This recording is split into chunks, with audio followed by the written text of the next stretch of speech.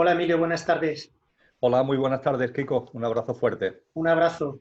Vamos a dar comienzo al encuentro mensual de octubre que lleva por título La vida después de la muerte, el tránsito al más allá, el de Bachán o cielo y la comunicación con los seres queridos fallecidos. Adelante, Emilio. Estupendo, Kiko. Bueno, pues antes que nada, muchas gracias por un mes más ocuparte de todo lo que tiene que ver con la operativa, no sencilla, siempre compleja y además tú siempre muy perfeccionista, muy atento a los detalles para que este encuentro se pueda desarrollar.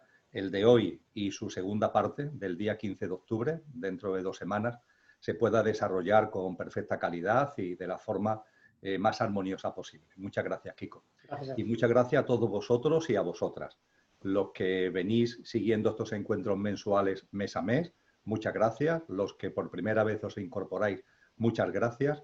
Muchas gracias no solamente por vuestra asistencia, sino por vuestra presencia.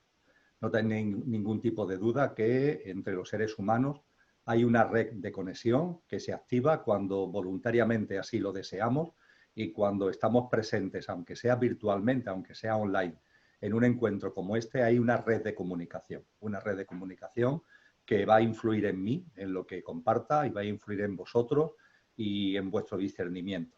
Sabiendo desde luego que lo que compartimos en estos encuentros mensuales, lo que de corazón comparto con vosotros y con vosotras, de ninguna forma intenta convencer a nadie de nada, en absoluto y de ningún modo. Aquí ponemos sobre la mesa postulados, propuestas, discernimientos, pero que tienen que ser pasados por el discernimiento de cada cual y que tienen que ser contrastados también con lo que es vuestra experiencia diaria.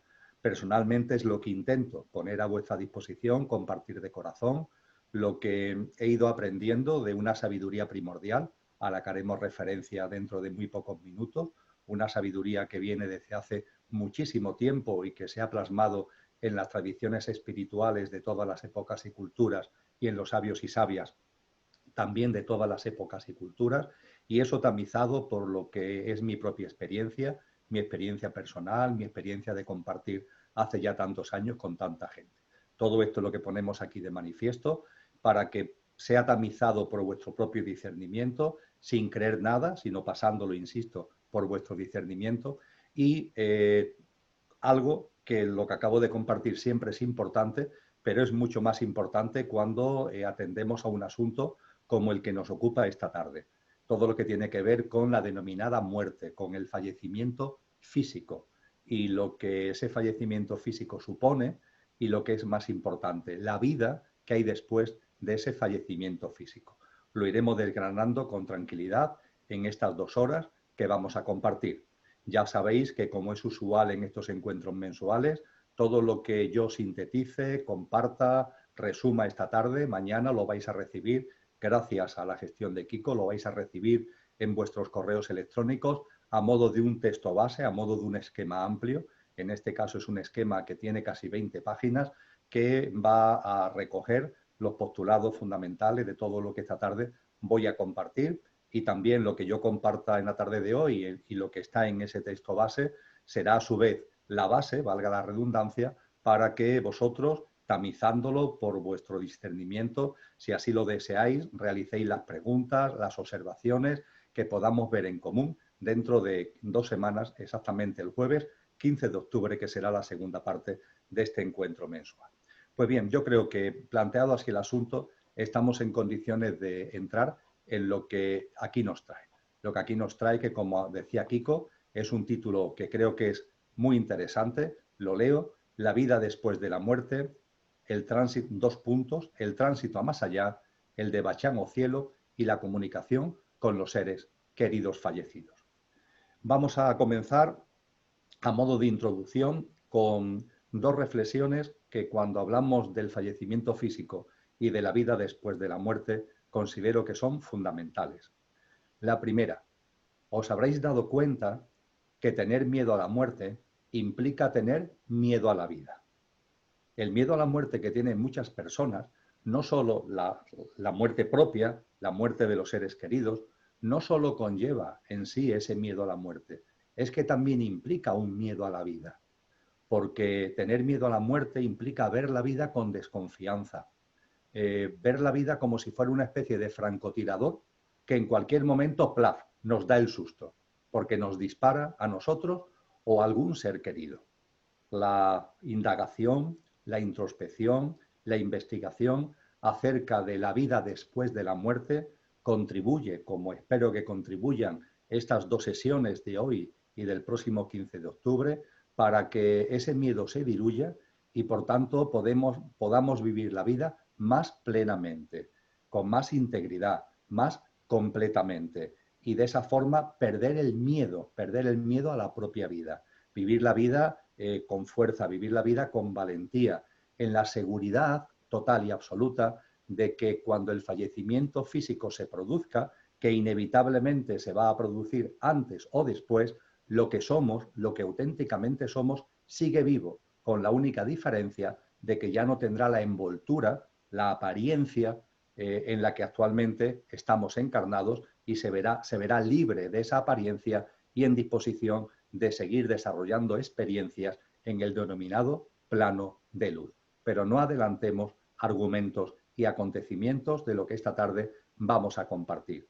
Ahora lo primero que os pido que reflexionéis es sobre este hecho cierto de que tener miedo a la muerte implica también tener miedo a la vida, verla con desconfianza y no vivirla de forma plena, con la plenitud que late en nuestro corazón y brilla en nuestra alma.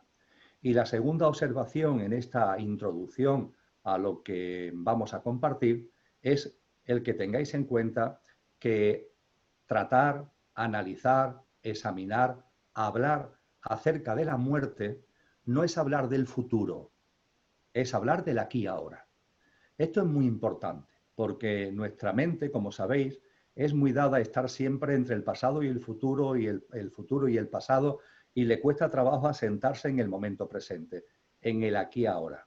Y podría de alguna forma pensarse que cuando se habla de la muerte se está hablando de un futuro y que entonces estamos dándole juego a esa dinámica futuro-pasado, pasado-futuro, a la que acabo de hacer referencia. Pero esto no es así. Primero, por lo que acabo ya de compartir, porque tener miedo a la muerte es tener miedo a la vida aquí y ahora, con lo que si se diluye el miedo a la muerte, estamos viviendo el aquí y ahora de una manera radicalmente distinta. Esto por un lado. Pero es que en segundo lugar, quiero compartir con vosotros una práctica consciencial que ha estado muy asentada y sigue estando muy asentada en algunas tradiciones espirituales. Por ejemplo, es una práctica que se mantiene bastante viva en un país del mundo que es Bután y que explica el hecho de que allí haya un índice, entre comillas, de felicidad, según distintos estudios que se han ido publicando, mayor que en el resto del mundo. ¿Cuál es la práctica que lleva a cabo mucha gente en Bután? ¿Cuál es la práctica que muchas tradiciones espirituales han aconsejado y aconsejan llevar a cabo? Pues que de vez en cuando, no hace falta que sea todos los días, pero de vez en cuando, una vez a la semana, un par de veces al mes, de vez en cuando te sientes cómodamente, guardes silencio verbal, respires conscientemente, cierre los ojos y te pongas en la situación de qué ocurriría si yo ahora mismo muero, si yo ahora mismo fallezco físicamente. ¿Qué es lo que se movería ahí? Hacer la prueba, llevar a cabo esta práctica. Insisto, sentaros cómodamente, guardar silencio, respirar conscientemente, cerrar los ojos y decir, ¿y si ahora mismo de un infarto al corazón o porque se me cae el techo encima falleciera? ¿Qué sería? ¿Qué ocurriría? No me refiero a qué ocurriría desde el punto de vista del fallecimiento en sí, sino yo, ¿en qué estado estaría? Por ejemplo, ¿le he dicho suficientemente te quiero a la gente que quiero? ¿O estoy dejando pasar el tiempo, e incluso empozoñando ese amor que tengo a esas personas por los roces, por las aristas que de vez en cuando surgen y lo tengo como guardado en un cajón? Pues cuando analizas esa situación de la posibilidad de que ahora mismo fallezca, posiblemente haya algo en ti que te motive a sacar eso de un cajón y decirle con más frecuencia a la gente que quieres que la quieres. También esa reflexión, esa introspección te va a servir para ver si tienes flecos, si tienes círculos, si tienes nudos que desatar. Porque puedes percibir que en estos momentos a lo mejor tienes determinados enfados, tienes determinadas situaciones de conflicto con otras personas, también a veces con esos seres queridos o con otras personas. Y va a haber algo en ti reflexionando acerca del fallecimiento físico que te va a impulsar a decir, yo cuando fallezca físicamente no debo tener este tipo de nudos, no debo tener este tipo de círculos ahí atados, no debo tener este tipo de ataduras, etcétera, etcétera. Ya veremos esto, la importancia que en sí tiene cuando se produce el fallecimiento físico. Lo vamos a ver dentro de un rato. Pero desde el puro sentido común, el simple hecho de hacer una autoobservación y ponerte en la hipótesis de que falleces físicamente, te va a servir para ver ahí determinados, insisto, nudos, determinadas ataduras que de corazón vas a sentir la necesidad o la conveniencia de eliminar, de desatar, de quitar de en medio. En definitiva, amigos y amigas, este ejercicio de introspección acerca del posible fallecimiento físico de uno mismo te motiva a hacer cosas que van a hacer tu vida más plena, que van a hacer tu vida más feliz. Esa reflexión sobre la muerte va a enriquecer tu vida. Por eso, precisamente, cuando hace unos años se empezaron a publicar los estudios relativos a que en ese país que acabo de citar, Bután, están los mayores niveles de felicidad del mundo, niveles de felicidad que se miden por parámetros que no son economicistas, no tienen que ver con el Producto Interior Bruto, con la renta nacional, con la renta per cápita, se miden por otros parámetros que en distintos estudios y análisis están muy tabulados. Cuando eso se puso de manifiesto, la BBC encargó a un equipo de la propia BBC que hiciera una indagación al respecto. Y hubo un grupo de periodistas que se fueron a Bután para investigar el porqué de ese mayor índice de felicidad en ese país.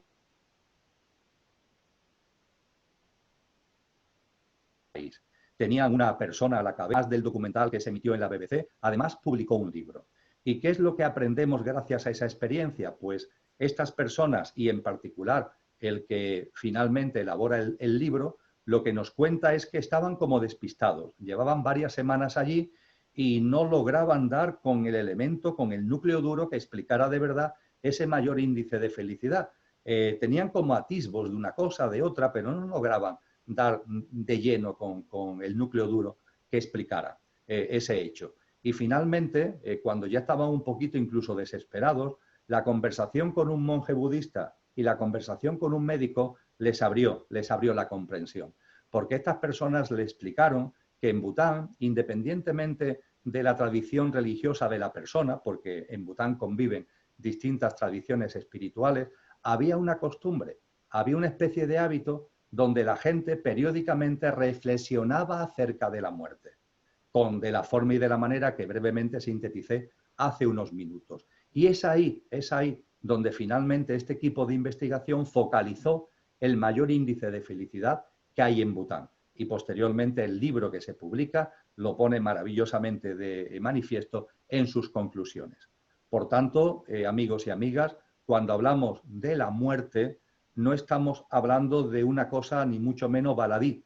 Estamos hablando de algo que ayuda a vivir la vida más plenamente, porque tener miedo a la muerte implica tener miedo a la vida.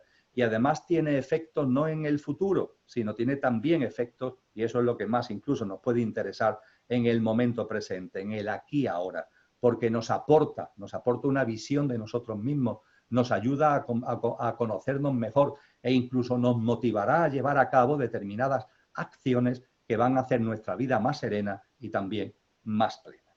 Dicho esto, creo que estamos en condiciones de dar un pasito más. El siguiente paso que os invito que demos tiene que ver con una pregunta que me hacen con frecuencia. Cuando yo comparto acerca de la muerte, con mucha frecuencia me hacen la pregunta, ¿pero qué fuentes hay? ¿Ha venido alguien del más allá para decirnos lo que hay?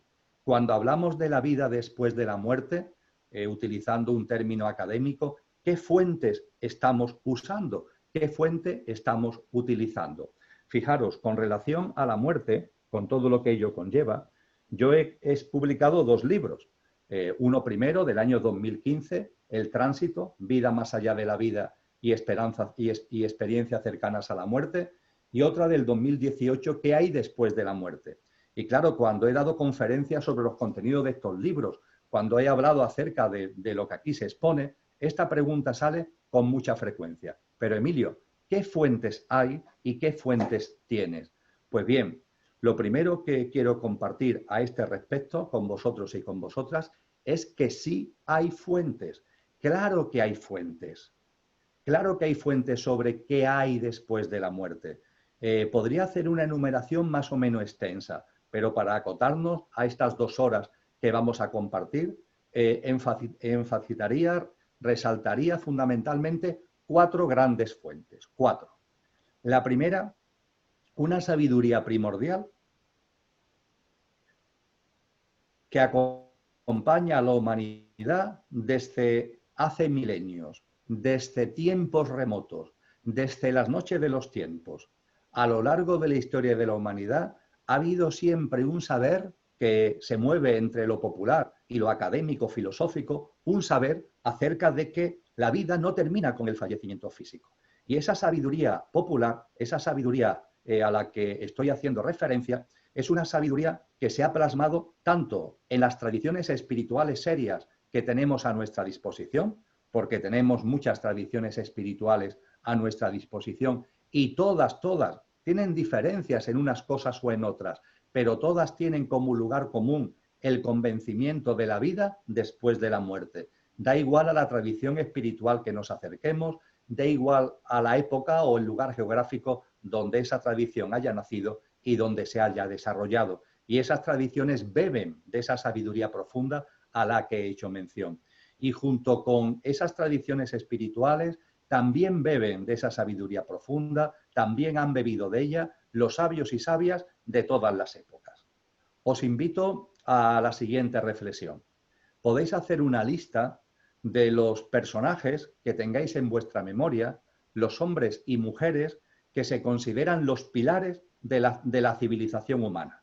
Esas personas cuyos nombres están recogidos en la historia y están recogidos en las enciclopedias como los grandes pilares de nuestra civilización, de la civilización humana. Podéis incluso hacer una listita y a partir de ahí llevar a cabo esta práctica que os estoy comentando. Cuando tengáis hecho la listita, si queréis indagar un poquito acerca de la vida, de la obra de estos personajes, y vais a llegar a una conclusión muy sencilla y muy rápida.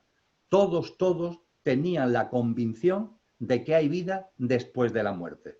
Me da igual que nos vayamos hace muchos siglos atrás, a menos siglos, a época más contemporánea, todo lo que son esos grandes hombres y mujeres que son los pilares de la civilización, todos han tenido el convencimiento de que hay vida después de la muerte. Creo que esto es una reflexión importante, porque si a estos hombres y mujeres los consideramos pilares de la civilización, si tenemos en cuenta lo que han sido sus aportaciones desde muchos puntos de vista que tienen que ver desde lo personal a lo social, no dejemos ahí en saco roto el hecho de que todos han coincidido de que hay vida después de la muerte. Y han coincidido porque todos, como grandes hombres y mujeres, han vivido de esa sabiduría primordial de la que también han vivido las tradiciones espirituales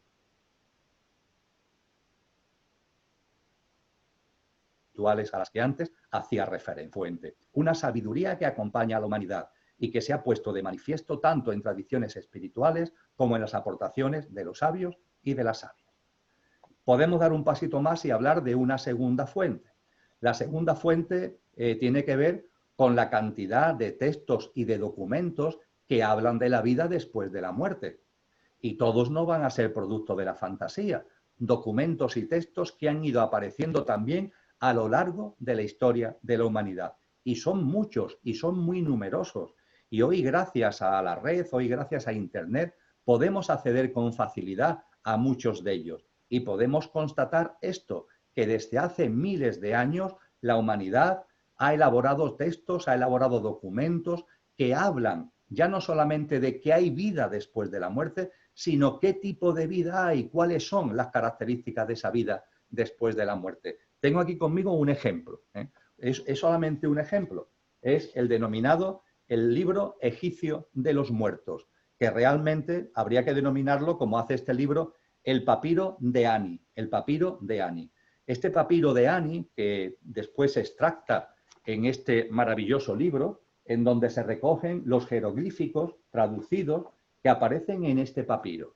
Este papiro llegó al Museo Británico a finales del siglo XIX y es un documento que se ha publicado y se ha difundido.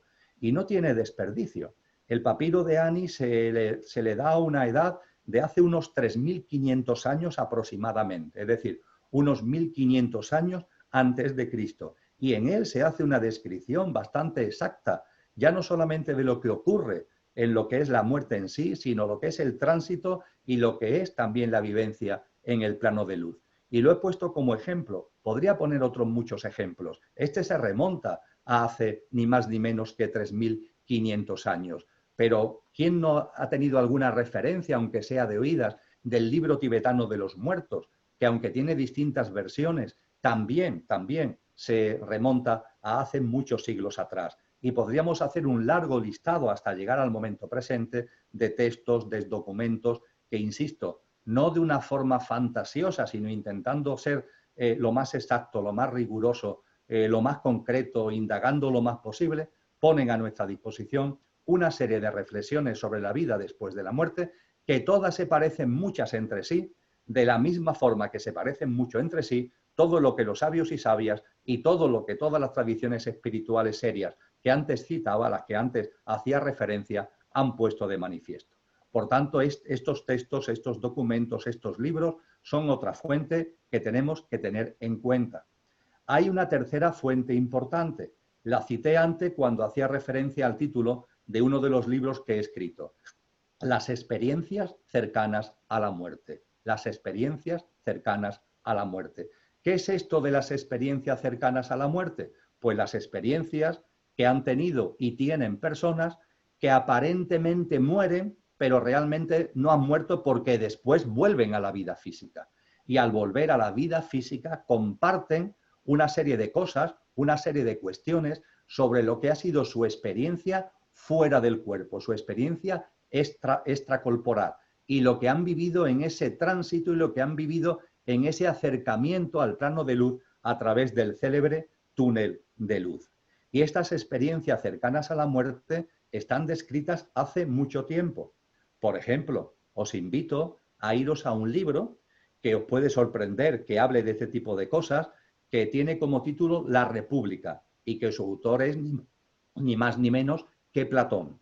Platón, hace aproximadamente 2.500 años, escribió este texto que recoge los diálogos ni más ni menos que con Sócrates. Y en esos diálogos con Sócrates que se recogen en la República de Platón, es un libro bastante gordote, lo tengo por ahí atrás, es un libro bastante gordo, sin embargo es fácil de localizar lo que os comento porque está en sus últimas páginas. Y lo que en esos diálogos con Sócrates, lo que recoge Platón, es la descripción de una experiencia cercana a la muerte. Se describe con precisión una experiencia cercana a la muerte, hace 2.500 años, y la tenemos ahí a nuestra disposición. Es la experiencia de un soldado llamado Er, que muere en el campo de batalla.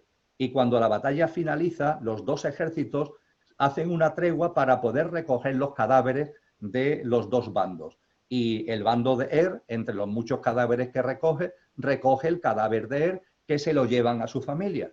Y cuando la familia está preparando, han pasado ya varios días, cuando la familia está preparando el cuerpo de Er para darle el rito funerario, para enterrarlo y darle el rito funerario, Er vuelve a la vida. Y vuelve a la vida y describe una serie de experiencias que están en la República de Platón. Experiencias que, por cierto, se parecen enormemente a todas las que hoy describen las personas que están teniendo actualmente experiencias cercanas a la muerte.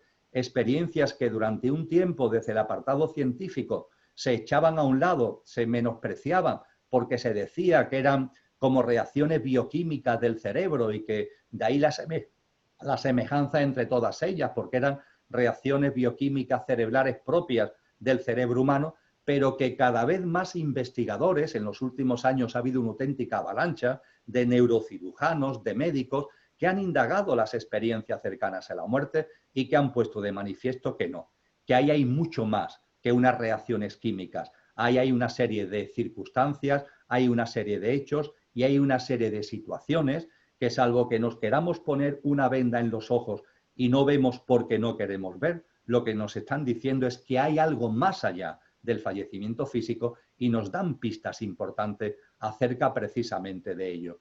Yo tuve una experiencia cercana a la muerte el 29 de noviembre del año 2010.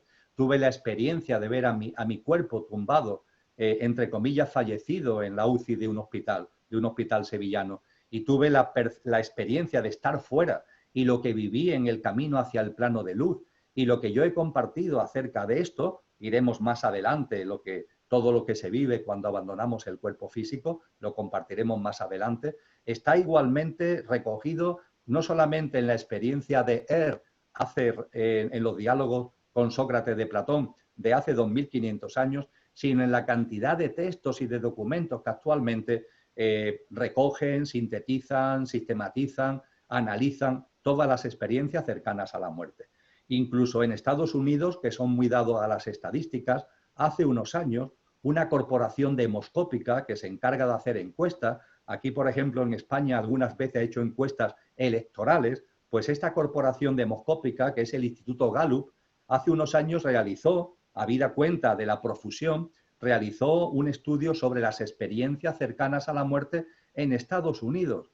La conclusión a la que llegó es que hay 5 millones de norteamericanos y de norteamericanas que han tenido experiencias cercanas a la muerte. Es verdad que la población norteamericana supera los 320 millones de personas, pero 5 millones de personas son muchas personas. Y en ese estudio demoscópico se hace una muestra y se encuesta, se entrevista a esa muestra recogida de esos 5 millones de personas. Y lo que se encuentran precisamente son los grandes parecidos que hay en las vivencias de las experiencias cercanas a la muerte. Eso sí, no quiero dejar en el tintero un dato de este estudio demoscópico sobre las experiencias cercanas a la muerte del Instituto Gallup, no quiero dejar ahí metido en un cajón un hecho que posteriormente nos va a servir de orientación para lo que vamos a compartir. Y es que, siendo muy parecidas las experiencias que comparten con nosotros todas las personas que tienen experiencias cercanas a la muerte, la inmensa mayoría lo recuerdan, lo viven y lo recuerdan con mucho agrado, como una experiencia gratificante, como una experiencia armoniosa y de paz. Y de hecho, la inmensa mayoría de las personas que han tenido experiencias cercanas a la muerte le han perdido el miedo a la muerte por la experiencia que han tenido. En cambio, hay una minoría que ocurre lo contrario. Las experiencias son similares, pero el regusto que queda, mientras que para unas personas es, como acabo de comentar, de armonía, de paz, etcétera, para otras personas es de tensión, de desarmonía, como una experiencia hasta cierto punto dolorosa y que no quieren volver a repetir. Y como saben que antes o después la van a volver a repetir porque el fallecimiento físico llegará a sus vidas, tienen temor ante ese momento, tienen temor ante la muerte.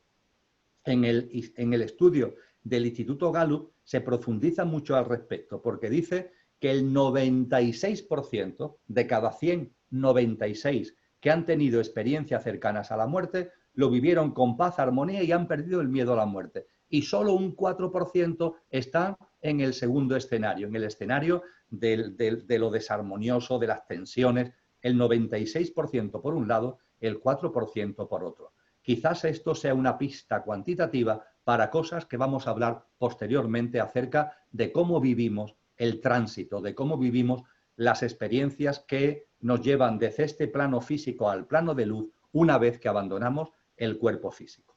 Pero ahora estamos hablando de las fuentes que tenemos a nuestra disposición para hablar de la vida después de la muerte. Y junto con esa sabiduría que está presente en las tradiciones espirituales y en las aportaciones de los sabios y de las sabias, y junto a la cantidad de textos y documentos, algunos milenarios, que tenemos a nuestra disposición, las experiencias cercanas a la muerte, son una tercera fuente que, por supuesto, que tiene que ser muy tenida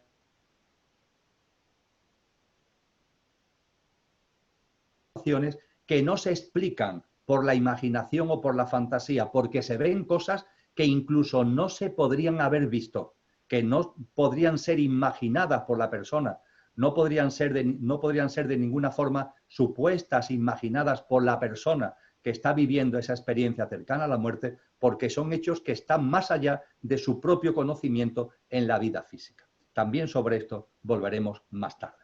Y hay una cuarta fuente, y esta cuarta fuente la subrayo especialmente.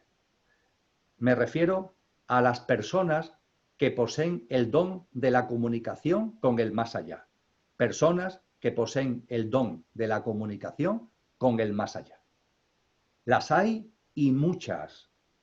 Y claro, cuando hablamos de personas que contactan con desencarnados, hombres y mujeres, sobre todo mujeres, pero hombres y mujeres que ven a desencarnados, ven a esos seres que han abandonado su cuerpo físico y están ahí y se relacionan con ellos y se comunican con ellos, sabemos que en muchos casos en bastantes casos, han sido fraude. Son objeto de negocio, de personas que quieren aprovecharse del dolor ajeno y se inventan que tienen esas capacidades. Eso es verdad, eso está ahí. Pero ojo, el que eso está ahí no significa que hay un número elevadísimo de hombres y de mujeres anónimos que no les gusta hablar de esto y que cuando lo hablan con una enorme modestia e incluso con una cierta precaución, porque es un don, pero es un don que cuesta trabajo gestionar y es un don que tienen muchísimas personas. Desde que empecé a compartir, desde mi experiencia cercana a la muerte en el año 2010, hace ya 10 años, ahora el 29 de noviembre harán 10 años. Desde entonces yo he tenido ocasión de que muchas personas me abran su corazón, personas, insisto, absolutamente anónimas, que me dicen: Emilio, lo que estás compartiendo, quiero que sepas que es así porque yo lo veo, porque yo lo vivo y no me gusta hablar de esto. Lo guardo en el anonimato para que no me tomen por loco o por loca. Y es un don que tienen bastante gente. Todos los seres humanos tenemos dones y talentos, cada uno los nuestros. Y hay personas que tienen este don, ven a los que han desencarnado. Y son una fuente de información importantísima, claro. Personas que tienen esa capacidad de visualización y de comunicación con desencarnados que están viviendo la experiencia de lo que se vive más allá del fallecimiento físico. Son una fuente fabulosa de información. Y esto también hay que tenerlo en valor. ¿Que hay elementos de fraude? Claro que sí, como todo en la vida, pero eso no desmerece a la cantidad de personas honestas, de personas honradas, de personas, insisto, que quieren guardar en el anonimato y que con mucha modestia y con mucha prudencia en momentos concretos abren el corazón y te ponen de manifiesto, comparten contigo lo que ven, lo que viven. Y repito que no es una experiencia fácil de gestionar, en absoluto. Más adelante hablaremos de una película, El sexto sentido, que tiene dos protagonistas, Bruce Willis, que hace de psicólogo, el papel de psicólogo en la película, y un niño de 8 años que es tratado psicológicamente por Bruce Willis porque ese niño dice que ve muertos, dice que ve muertos. Y en la película se pone de manifiesto lo difícil que es gestionar esta experiencia. Lo es en general, no digamos ya cuando ese don está ahí a una edad tan temprana y la dificultad lógica que tiene ese niño de 8 años para poder vivir y para poder gestionar ese don. Estos, amigos y amigas, son 4 fuentes, por tanto, básicas que vamos a tener ahí como telón de fondo de todo lo que vamos a compartir. Todo lo que tiene que ver con la sabiduría que se pone de manifiesto en las tradiciones espirituales y en las aportaciones de los sabios y sabias, los textos y documentos que tenemos a nuestra disposición desde hace mucho tiempo y hasta el momento presente, las experiencias cercanas a la muerte y lo que comparten con nosotros esas personas que poseen el don de la comunicación con el más allá e incluso de ver a desencarnados. Dicho esto, vamos a dar otro paso. Lo que con esas fuentes, lo primero que tenemos que tener en cuenta, acudiendo a esas fuentes, lo primero que tenemos que tener en cuenta es que el ser humano es mucho más que su apariencia. El ser humano no es solamente su apariencia. En el ser humano hay una esencia. La apariencia del ser humano, que a mí me gusta denominar el coche, la apariencia del ser humano lo compone nuestro yo físico, energético, emocional y mental. Nuestro yo físico, etérico, como se le llama en otras tradiciones, emocional y mental. Nuestro pequeño yo y la personalidad a él asociada. Pero junto con eso, en vosotros y en mí hay una esencia. El pequeño yo estos componentes físicos, etéricos, emocionales, mentales y de personalidad a los que he hecho mención son efímeros, son pasajeros, son muy importantes cuando estamos aquí, pero tienen fecha de caducidad. No son imperecederos, son perecederos. Y junto con esos componentes que están en vosotros y que están en mí, en el ser humano hay una esencia. En el ser humano hay un verdadero ser. En el ser humano hay un yo superior, no un pequeño yo, que las distintas tradiciones, tanto filosóficas como espirituales, han denominado y han analizado de forma muy distintas.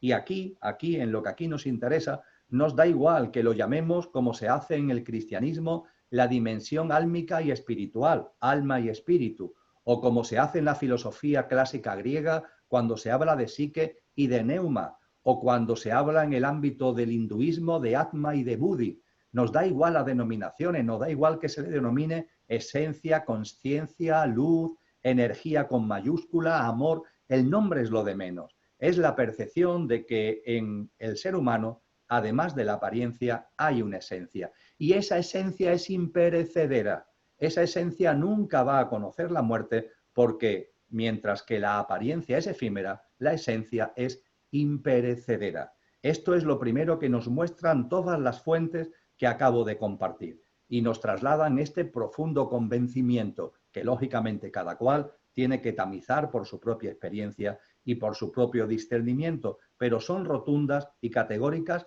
acerca de esto. Es más, la ciencia ya se ha dado cuenta de que detrás de la apariencia de las cosas hay una esencia. Y como muy bien dijo ese científico para mí muy admirado, que es Michio Kaku, concretamente lo escribe en el prefacio de su libro Hiperespacio, como muy bien dice este gran astrofísico, que es Michio Kaku, la ciencia ya se ha dado cuenta de que detrás de la apariencia hay una esencia. Y dice Michio Kaku, y menos mal que es así, porque si no, ¿de qué serviría la ciencia? Y si no, ¿de qué serviría la ciencia? Fijaros qué reflexión más potente viniendo del ámbito científico. Porque si la ciencia se limitara a la apariencia, al mundo material que nos rodea, desde la mecánica clásica de Newton ya tendría hecho los deberes, ya tendría hecho todo el trabajo, ya se habría estudiado el mundo de la apariencia, el mundo de la materia que nos rodea, y la ciencia habría terminado prácticamente su camino. Pero como muy bien sabéis, desde finales del siglo XIX con las ecuaciones de Maxwell, la teoría de la relatividad de Einstein, el desarrollo de la física cuántica en el siglo XX y la aparición posterior de teorías como la de teoría de cuerdas o la teoría cuántica y supercuántica o la teoría del principio holográfico, todo ello nos ha llevado a darnos cuenta que detrás de la apariencia hay una esencia. Y eso abre un campo inmenso de investigación a la ciencia y en ello está. Y cada vez son más los científicos que ligan la esencia a la consciencia y empiezan a percibir la naturaleza inefable de esa esencia. Pues bien, las fuentes que hemos compartido y en el contexto de la vida después de la muerte, lo que nos llevan, lo que nos trasladan es este compartir. No te quedes en la apariencia, que tu discernimiento no se quede en la apariencia. Detrás de ese pequeño yo físico, etérico, emocional y mental, hay una realidad, hay una verdad que es esa esencia imperecedera. Y esa esencia imperecedera juega un papel fundamental en lo que es la vida después de la muerte.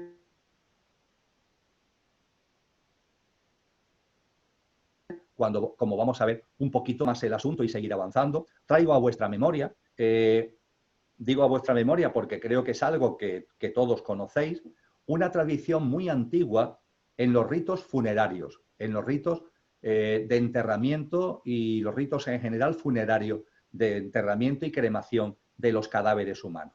Me refiero a ese rito consistente en enterrar el cadáver con una moneda en la boca o con monedas sobre los ojos.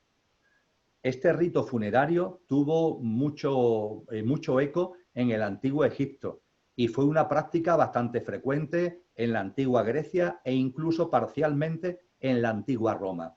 A los cadáveres se les enterraba con una moneda en la boca o con moneda sobre los ojos. Pregunta, ¿para qué quiere el fallecido una moneda o dos monedas? ¿Para qué? La respuesta que se nos daba es la siguiente: porque tiene que pagarle a un barquero. ¿Que tiene que pagarle un barquero? ¿Esto qué significa? Bueno, pues mirar la sencillez y la profundidad de lo que se nos dice en esta tradición. Lo que se nos indica es que vivimos en el plano físico, una orilla, vivimos en la orilla del plano físico, en la habitación, en la orilla del plano físico. Y cuando fallecemos, nos encaminamos a la otra orilla, a la habitación o a la orilla del plano de luz. Y en medio hay un espacio, en medio hay un río. Ese río es lo que hoy denominamos tránsito. Y en esas tradiciones antiguas, fijaros que se nos habla de la orilla del plano físico, de la orilla del plano de luz, y que en medio hay un espacio que hay que recorrer para llegar al plano de luz. Y metafóricamente se dice que ese espacio es un río y que para pasar ese río hay que pagarle al barquero. Hay un barquero con una barca que te ayuda a pasar de la orilla del plano físico a la orilla del plano de luz, pero hay que pagarle al barquero. Esto obviamente es una metáfora, pero tiene mucha profundidad, porque nos habla de que vivimos en el plano físico, que cuando fallecemos nos encaminamos al plano de luz y que en medio hay un tránsito que tenemos que recorrer para llegar a ese plano de luz. Esto es lo que también, de una manera u otra, nos dicen todas las tradiciones espirituales y lo que también aparece en la mayoría de los textos y documentos más recientes y más antiguos que tenemos a nuestra disposición.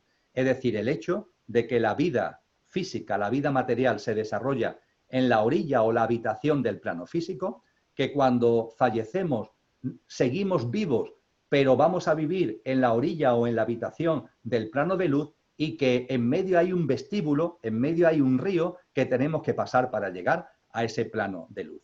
Y esto es, amigos y amigas, el esquema que vamos a seguir a partir de estos momentos. Vamos a analizar todo lo que tiene que ver con el fallecimiento físico y la vida después de la muerte con estas tres grandes referencias. Es decir, lo que tiene que ver con la muerte en el plano físico, podríamos denominarlo todo lo que se vive aquí en este plano físico antes, inmediatamente antes del fallecimiento físico.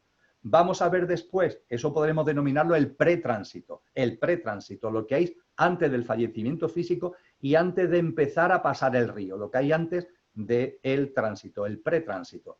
Hablaremos después del tránsito, es decir, de ese vestíbulo, de ese río, de las experiencias que cuando desencarnamos vivimos en ese río, y hablaremos después, por fin, del posttránsito, es decir, del plano de luz, cuando ya llegamos y vivimos y experienciamos y experimentamos en esa habitación de la vida que es el plano de luz.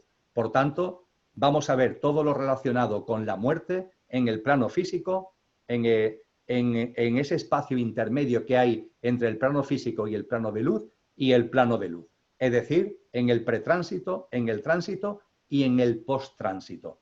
Como veremos, todo es un continuum, porque la vida es un continuum. La vida no termina para empezar, es un continuum. Lo que somos realmente nunca muere. Vive sus experiencias aquí y con relación al fallecimiento físico en el pretránsito, sigue viviendo y vive sus experiencias en el tránsito y sigue viviendo y vive sus experiencias en el plano de luz, desde donde, como veremos ya cuando estemos llegando a las 21 horas, como veremos al final de este compartir, desde este plano de luz, en un momento concreto, sin que haya un protocolo fijado de temporalidad, porque eso depende de cada uno, depende del estado de consciencia y de la evolución en consciencia de cada uno, se vuelve a encarnar al plano físico para hacer otra vez el mismo recorrido. Y así vamos viviendo una cadena de vidas, una cadena de encarnaciones, que es lo que coloquialmente se denomina por tantas tradiciones espirituales la reencarnación, las reencarnaciones. De todo esto vamos a hablar. Y después de todo lo que hemos compartido, por tanto, nos enfocamos ahora a sintetizar, a resumir y a compartir cómo se vive lo que tiene que ver con la muerte en el pretránsito, antes de morir, en el tránsito y en el posttránsito o plano de luz. Vamos a ello si os parece. Lo primero que hay que tener en cuenta es que nada es casualidad, amigos y amigas. Nada. En la vida, todo tiene su sentido profundo. Todo tiene su porqué y su para qué. Las casualidades no existen. Todo está lleno de causalidades. Esto es algo en el que los sabios y sabias, las tradiciones espirituales serias insisten enormemente. Como decía Cristo Jesús, ni un pelo de tu cabello se cae si no es por la voluntad del Padre. Una preciosa forma metafórica de decirnos, nada sucede por casualidad. Y si ni un pelo de tu cabello se cae por casualidad, mucho menos nadie fallece físicamente por casualidad. Hay en esta sociedad una especie de abducción, un sistema de creencia que nos abduce de que se muere por casualidad. Vaya hombre, le ha tocado. No, no te ha tocado ni te ha dejado de tocar. Cuando desencarnamos es una decisión de nuestra esencia, es una decisión de nuestra dimensión álmica y espiritual, por utilizar la terminología cristiana, ya que hemos citado a Cristo Jesús. Es una decisión del alma. El alma es la que decide hasta aquí se ha llegado. Vine aquí a desarrollar unas experiencias que tienen que ver siempre lo que los orientales llaman el Dharma, el propósito de vida, que es evolucionar en autoconsciencia, que tengamos cada vez desde el punto de vista de nuestra esencia un mayor recuerdo de lo que somos, vida tras vida, vayamos saliendo del gran olvido, de la identificación con el pequeño yo, el recordar lo que realmente somos e ir viviendo cada vez más en coherencia, consciencia y consistencia con eso que realmente somos. Para eso encarna, se proyecta para encarnar el alma. Y el alma es la que toma la decisión de que ha llegado el momento de desencarnar, porque las vivencias, experiencias que iba a desarrollar ya están desarrolladas. O las experiencias y vivencias que iba a desarrollar se han desarrollado en parte, hay otras que no se han desarrollado, pero ya se dan unas circunstancias en el contexto de mi vida que ya hacen imposible que se desarrollen. Y es el alma la que toma la decisión de finiquitar la vida física. Es el conductor, hablando de conductor como nuestro pequeño yo, hablando de coche como nuestro pequeño yo, nuestro yo físico, etérico, emocional, mental y la personalidad a él asociada, hablando de ese pequeño yo como coche y hablando del conductor como nuestra esencia, como nuestro yo superior, es el conductor el que decide, ya se ha acabado el viaje. El viaje por el plano físico ha concluido ya y paro el coche, Por tanto, amigos y amigas, no hay casualidades. Quitaros ese miedo de en medio. Con esto no estoy diciendo que bajéis desde el 5º piso en el que vivís, en lugar de bajar por el ascensor, os tiréis por la ventana. Ah, no, como nada es casualidad, yo no me voy a morir hasta que mi alma no decida. Hombre, ya, pero no hagas tonterías como tirarte desde un 5º piso, porque hay unas leyes físicas y hay un instinto de conservación que deberías tener en cuenta. Y si no los tienes en cuenta, quiere decir que se está produciendo algún tipo de cortocircuito psíquico en ti, que es lo que provoca realmente el fallecimiento físico. Pero lo más probable es que si no tienes que morirte, te des un porrazo enorme, tengas unas secuelas físicas de ese porrazo que te has dado, pero no te mueras y no te corresponde morirte. Permitirme la broma, aunque sea a nota a pie de página. Por tanto, el cuándo no es casualidad, es una decisión del conductor y no es casualidad. Si viviéramos en consciencia, nos daríamos cuenta del momento. Vivimos con bastante inconsciencia, vamos a reconocerlo. Vamos por la vida, por esta vida física, a una enorme velocidad. Y vamos a tanta velocidad que no vemos las señales de la vida. Es como un coche que va por una calle, por una carretera a una enorme velocidad, pues no ve las señales. Y nosotros vamos a tanta velocidad por la vida. Hay tanto estrés, un ritmo de vida tan trepidante, tan alocado, tanto culto a la velocidad, que no vemos las señales. Si lleváramos una vida más sosegada, más calmada, más serena, más consciente, percibiríamos que ha llegado el momento, que nuestra alma está ahí y ha ya tomado la decisión de que vamos a desencarnar. Hay una película preciosa llamada El pequeño Buda, donde el argumento va por otro lado. El argumento es desde un monasterio tibetano, que un lama que había fallecido creen que su alma ha vuelto a encarnar y mandan a unos monjes a buscar a donde se ha encarnado por el mundo, y localizan a una niña y 2 niños que pueden ser la posible reencarnación de ese lama. Pero a lo que quiero ir con el recuerdo de esta película, muy bella por otra parte, que es El pequeño Buda, es que en la película hay un monje, precisamente el que encabeza el equipo, que se pone a buscar al lama reencarnado, al alma del lama reencarnado. Hay un monje que a su comunidad, se ve durante la película, a su comunidad de monjes, le dice: ha llegado mi hora. He percibido en mi conciencia que ya he vivido lo que tenía que vivir y que ya voy a desencarnar. Lo he percibido y lo comparto con vosotros. Y he tomado la decisión de que, como ya es el momento, voy a desencarnar. Imaginaros que estamos como ahora, un jueves, voy a desencarnar el próximo miércoles. Y se lo comenta y lo comparte con sus compañeros. Y se van preparando desde el punto de vista de la celebración, porque es una celebración que haya un alma encarnada con la suficiente conciencia como para darse cuenta de que ha llegado el momento de irse. Y no pasa nada, vine y me voy. De la misma forma que ahora estamos aquí sentados delante del ordenador por esta convocatoria de este encuentro mensual. Cuando termine esta convocatoria yo me levantaré de este sillón y me iré a hacer de otras cosas. Me he sentado aquí para vivir esta experiencia y cuando la haya vivido me levantaré y me iré del sillón para vivir otra serie de cosas. Si esto no tiene más historia, es algo precioso, es algo de una belleza inmensa, el encarnar en el plano humano, el desarrollar aquí vivencias, el que el alma pueda sembrar obras y pueda sembrar actos y pueda sembrar acciones que sirva después en el plano de luz, como ya hablaremos, para recoger una cosecha que nos sirve para crecer en autoconsciencia. Es una maravilla, es precioso, pero la dinámica es muy simple. Estamos en el plano de luz, nos proyectamos para encarnar en el plano físico, salimos del plano físico y a través del tránsito volvemos al plano de luz.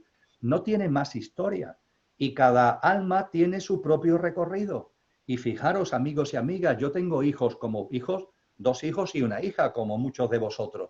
Y hay que respetar el libre albedrío de cada alma. ¿Quién soy yo para imponerle al alma de mis hijos que sigan encarnados aquí mientras que yo encarne? No iros antes que yo porque eso me origina a mí mucho dolor. Eso es egoísmo. El alma de mis hijos tendrán su recorrido evolutivo, el que le corresponda, y desencarnarán cuando corresponda en su dinámica y en su camino espiritual y de conciencia. Y si lo hacen después de que yo haya ya desencarnado, pues muy bien. Pero si lo hacen antes de que yo haya desencarnado, pues también muy bien. ¿Quién soy yo para querer imponer a lo que de verdad son mis hijos, que no son su apariencia, sino esencia, los tiempos de estancia en este plano físico? Yo sé que esto es muy duro. Yo sé que esto cuesta trabajo digerir e integrar, pero hay que hablar con claridad. Muchas veces tanto sufrimiento por nuestros seres queridos fallecidos lo hacemos con mucho egoísmo, porque no estamos de verdad amando a la esencia, al verdadero ser de ese ser querido fallecido, que ha llevado a cabo lo que tenía que llevar en esta vida física y que se ha vuelto al plano de luz. Deberíamos abrir más nuestro corazón, ser más compasivos, tener mayor discernimiento. Y desde luego, amigos y amigas, como le ocurre a este monje, darnos cuenta de cuándo ha llegado el momento. Y ese monje, el día D y la hora H, lo que hace es que, acompañado de otros monjes, entra en silencio, entra en un profundo silencio y a través de una alquimia que se aprende a través de la conciencia, por la respiración va ralentizando la respiración, ralentizando la respiración, ralentizando la respiración conscientemente. La ralentización de la respiración provoca la disminución paulatina del ritmo cardíaco y hay un momento determinado que el corazón se para y a esa persona que está en postura meditativa la cabeza se le cae ligeramente para abajo. Hay otro monje que se le acerca, le toca el cuello para ver las palpitaciones, comprueba que ha fallecido y se lo anuncia a los demás compañeros. Y en el monasterio las campanas empiezan a tocar de alegría. La alegría porque un alma ha cumplido su ciclo y lo ha cumplido con la suficiente consciencia como para irse también con consciencia. Además de esta película de El pequeño Buda, os aconsejo un libro que tiene el título tan sugerente de Despedidas elegantes,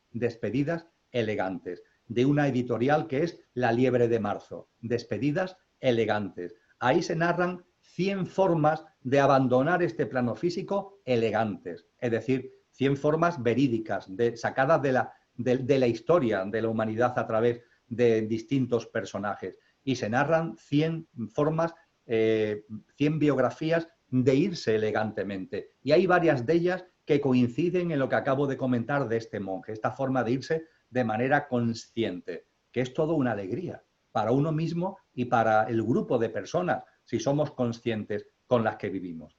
Por tanto, permitirme que me haya extendido tanto a este respecto, pero ahora que hay tanto miedo, ahora que hay tanto pánico ante la muerte, ante la enfermedad, nadie muere por casualidad. Esto tiene que ver con la esencia. El hecho de desencarnar tiene que ver con la esencia, no tiene que ver con la apariencia.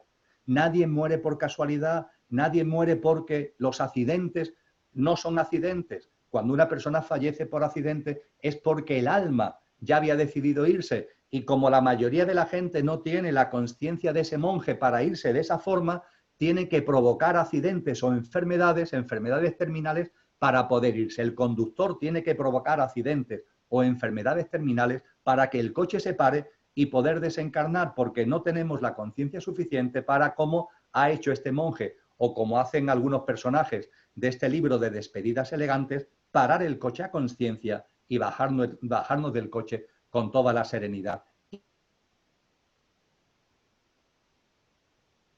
y con toda la paz. E igualmente, amigos, no tiene el momento, que no es casual, el cuándo no es casual, y el cómo tampoco es casual, tampoco el cómo. Porque cuando el alma ya toma la decisión de que, habiendo vivido lo que tenía que vivir, ha llegado el momento de desencarnar, incluso el modo, incluso la forma, tiene su porqué. Si es por accidente, si es por enfermedad, si es por una enfermedad rápida, si es por una enfermedad larga, también tiene su sentido profundo. Recordaré toda mi vida hablando de estas cosas en la sala de oncología de un hospital. Y los doctores me habían dicho, mira, Emilio, cuando terminen las charlas, en lugar de abrir aquí un coloquio, que hay situaciones muy duras, había unas 15, 20 personas, que eran casi todos ya enfermos terminales por cáncer. En lugar de abrir un coloquio, ¿por qué no te pasas por las habitaciones y compartes con los pacientes que están de 2 en 2 en las habitaciones? Y recuerdo que en una de esas habitaciones, de hecho fue la primera, había 2 personas, Paco y Manolo, y el primero que me saluda y empieza a hablar conmigo es Paco, y me dice, Emilio, lo que has compartido, por favor, compártelo abiertamente, divúlgalo, porque hay tanta confusión, hay tanta ceguera en torno a la muerte. Fíjate, Emilio, yo hace 1 año y medio que me diagnosticaron cáncer, hace 1 año y medio, cáncer de pulmón. Igual que Manolo, que también tiene, el que estaba en la cama de al lado, que también tiene cáncer de pulmón. Los dos llevamos un tiempo parecido y a los dos nos queda más o menos lo mismo, según dicen los médicos. Y este cáncer de pulmón, que es terminal, que ha llegado para que yo me vaya, ha sido por cáncer de pulmón y no ha sido por un infarto de corazón que es rápido, o no ha sido por un accidente, porque hay un sentido profundo, Emilio. Hay personas que dicen, pues yo cuando llegue el momento lo que quiero es que sea rápido. Eso, pues un accidente, pum, rápido, un infarto, pum, rápido, un derrame cerebral, pum, rápido. Pues bien, mi proceso ha sido lento, 1 año y medio. Y qué agradecido le estoy al proceso, Emilio. Dice, yo hace 1 año y medio era una persona, estaba siempre enfadada, autoritaria, imponía siempre o quería imponer siempre mis criterios, estaba siempre malhumorado. Eso había provocado que mis hijos se distanciaran de mí.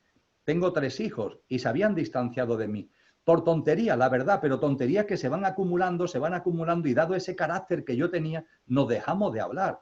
Esto originó mucho sufrimiento en mi esposa y provocó un alejamiento entre mi esposa y yo. Y en general, las personas con las que yo me relacionaba, pues me tenían eso como una persona difícil, como una persona con un carácter complicado. Algunos, como he aprendido que algunos nos denominan, me hubieran denominado tóxico, pero llegó esta enfermedad, Emilio. Y qué agradecido le estoy a la enfermedad y a lo que ha durado, porque a mí me ha ido transformando, me ha ido ayudando a percibir cosas, a ser más compasivo, a sentirme mejor a mí y sentir mejor a la gente. Ha abierto mi sensibilidad, ha abierto mi ternura. Gracias a eso y también al hecho de que tenía una enfermedad terminal, mi mujer llamó a mis hijos y mis hijos establecieron un primer contacto conmigo, restablecieron el contacto y como yo de hecho estaba transformándome y empezaba a ser otra persona, hoy día, en el momento presente, nos llevamos maravillosamente, nos queremos. Los 3, cada uno en el momento que puede durante el día, vienen todos los días a visitarme y nos besamos y nos queremos y nos abrazamos. las relaciones con mi mujer son sensacionales, no tenemos sexualidad porque yo no estoy en condiciones de tener sexualidad con ella, pero ha rebrotado esa llama del amor que teníamos en nuestros primeros tiempos y que se había tirado por la borda debido a ese carácter. Emilio, qué agradecido le estoy a esta enfermedad. Y ahora que yo sé que el tránsito está aquí ya, Emilio, el tránsito ya está aquí. Los médicos dicen que tenemos una esperanza de vida de 2 a 3 o 4 meses.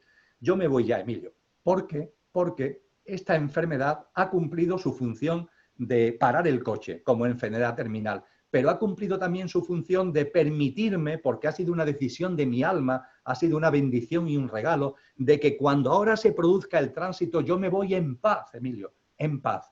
Eso que tú dices de Bután, de la reflexión sobre la muerte, yo ahora estoy aquí delante y pienso en mi muerte y me voy a ir en paz con mis hijos que me quieren, con mi mujer, con una magnífica relación. Mis amigos vienen a verme y sé que le dicen a mi mujer, no con estas palabras, pero lo que le vienen a decir es, fíjate que cuando estaba sano no había quien lo aguantara y ahora que se está muriendo es una persona jovial, alegre y que da gusto estar con ella. Todo esto es el regalo que me ha hecho la enfermedad. El terminar con mi vida, parar el coche, que es lo que va a hacer muy pronto, no dentro de 3 o 4 meses, como dicen los médicos, y el permitirme que inicie el tránsito, que haga el tránsito en paz. Efectivamente, esa persona, me llamaron los doctores, murió a las 48 horas. Los pronósticos, perdonad que me emocione, pero lo vivo como si estuviera en este momento aquí, los pronósticos de 2 meses, 3 meses, 4 meses, en 48 horas. Como él decía, ya se había cumplido la finalidad, porque todo tiene, amigos y amigas, un sentido profundo. Cuando Paco terminó de hablar, Manolo tomó la palabra. La verdad que esta persona era educadísima, había estado ahí en silencio, ¿no? En todo el tiempo que Paco había estado hablando, y yo había hecho algunos comentarios a propósito de los comentarios de Paco. Y cuando terminó de hablar Paco, Manolo tomó la palabra y se dirigió a los dos y nos dijo, con acento andaluz, nos dijo, pero de verdad os queréis lo que estáis diciendo. ¿De verdad os creéis lo que estáis diciendo? Estáis locos, ¿eh? Estáis locos de atar. Que esto tiene un sentido profundo, que esto no es por casualidad. Anda ya, esto es por casualidad. A mí me ha tocado como le podía haber tocado a otro. Yo he tenido la mala suerte de que me ha tocado y aquí estoy aguantando esto porque me ha tocado y lo que estáis diciendo me parece que son disparates. La persona se expresó de corazón y el mayor respeto y el mayor cariño hacia él.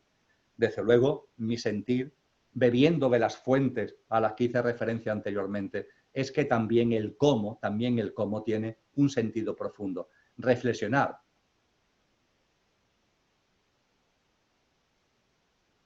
Reflexionar sobre esto. Y ahí que ya se está culminando el camino que teníamos que hacer aquí, que ya se está culminando la experiencia. Y hay señales, hay percepciones que te están diciendo que esto está llegando ya a su fin. La vida física para que sigas viviendo hacia el plano de luz y cuando corresponda volver otra vez a reencarnar.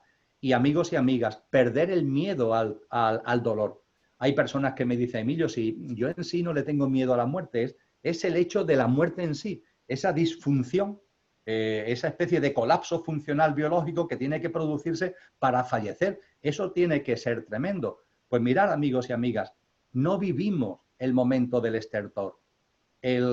Todo lo que tiene que ver con la vida es tan perfecto, todo está en su sitio, que el conductor, permitidme que lo exprese coloquialmente, el conductor sale del coche antes de que el coche se haya parado.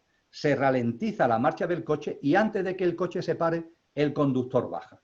Por tanto, no vamos a vivir, no se vive la experiencia cercana a la muerte. Dicho de una forma muy figurativa, si alguien muere porque le dan un disparo en la cabeza, antes de que la bala vaya a entrar en la cabeza, ya te has ido. Y lo que queda ahí ya es algo que no tiene la vida, es algo que no tiene la esencia, es algo donde ya no estás tú, es simplemente la envoltura, es simplemente el coche, tú ya no estás ahí. Por tanto, perder todos los miedos y también perder el miedo a ese estertor de la muerte, porque no vivimos el estertor de la muerte. Por tanto, amigos y amigas, tengamos esto en cuenta con relación a nosotros y con relación a nuestros seres queridos que pueden ser moribundos, que pueden estar acercándose al momento de la muerte. Vamos a poner toda nuestra atención y toda nuestra conciencia para que haya una buena muerte.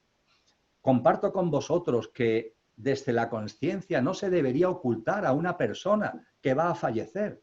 Yo sé que muchas veces se hace porque decimos que la queremos y para que no sufra, pero es que una persona que ya médicamente se dice que tiene una enfermedad terminal y que va a fallecer, esa persona debe saberlo y debe saberlo para prepararse. Cosa distinta es que no quiera. Hay personas que prefieren no saberlo y faltaría más, el mayor respeto hacia ella. Pero ojo con ser tú un ajeno el que tome la decisión, porque puede ser que esa persona, esa información, es una información muy valiosa porque le sirve para prepararse.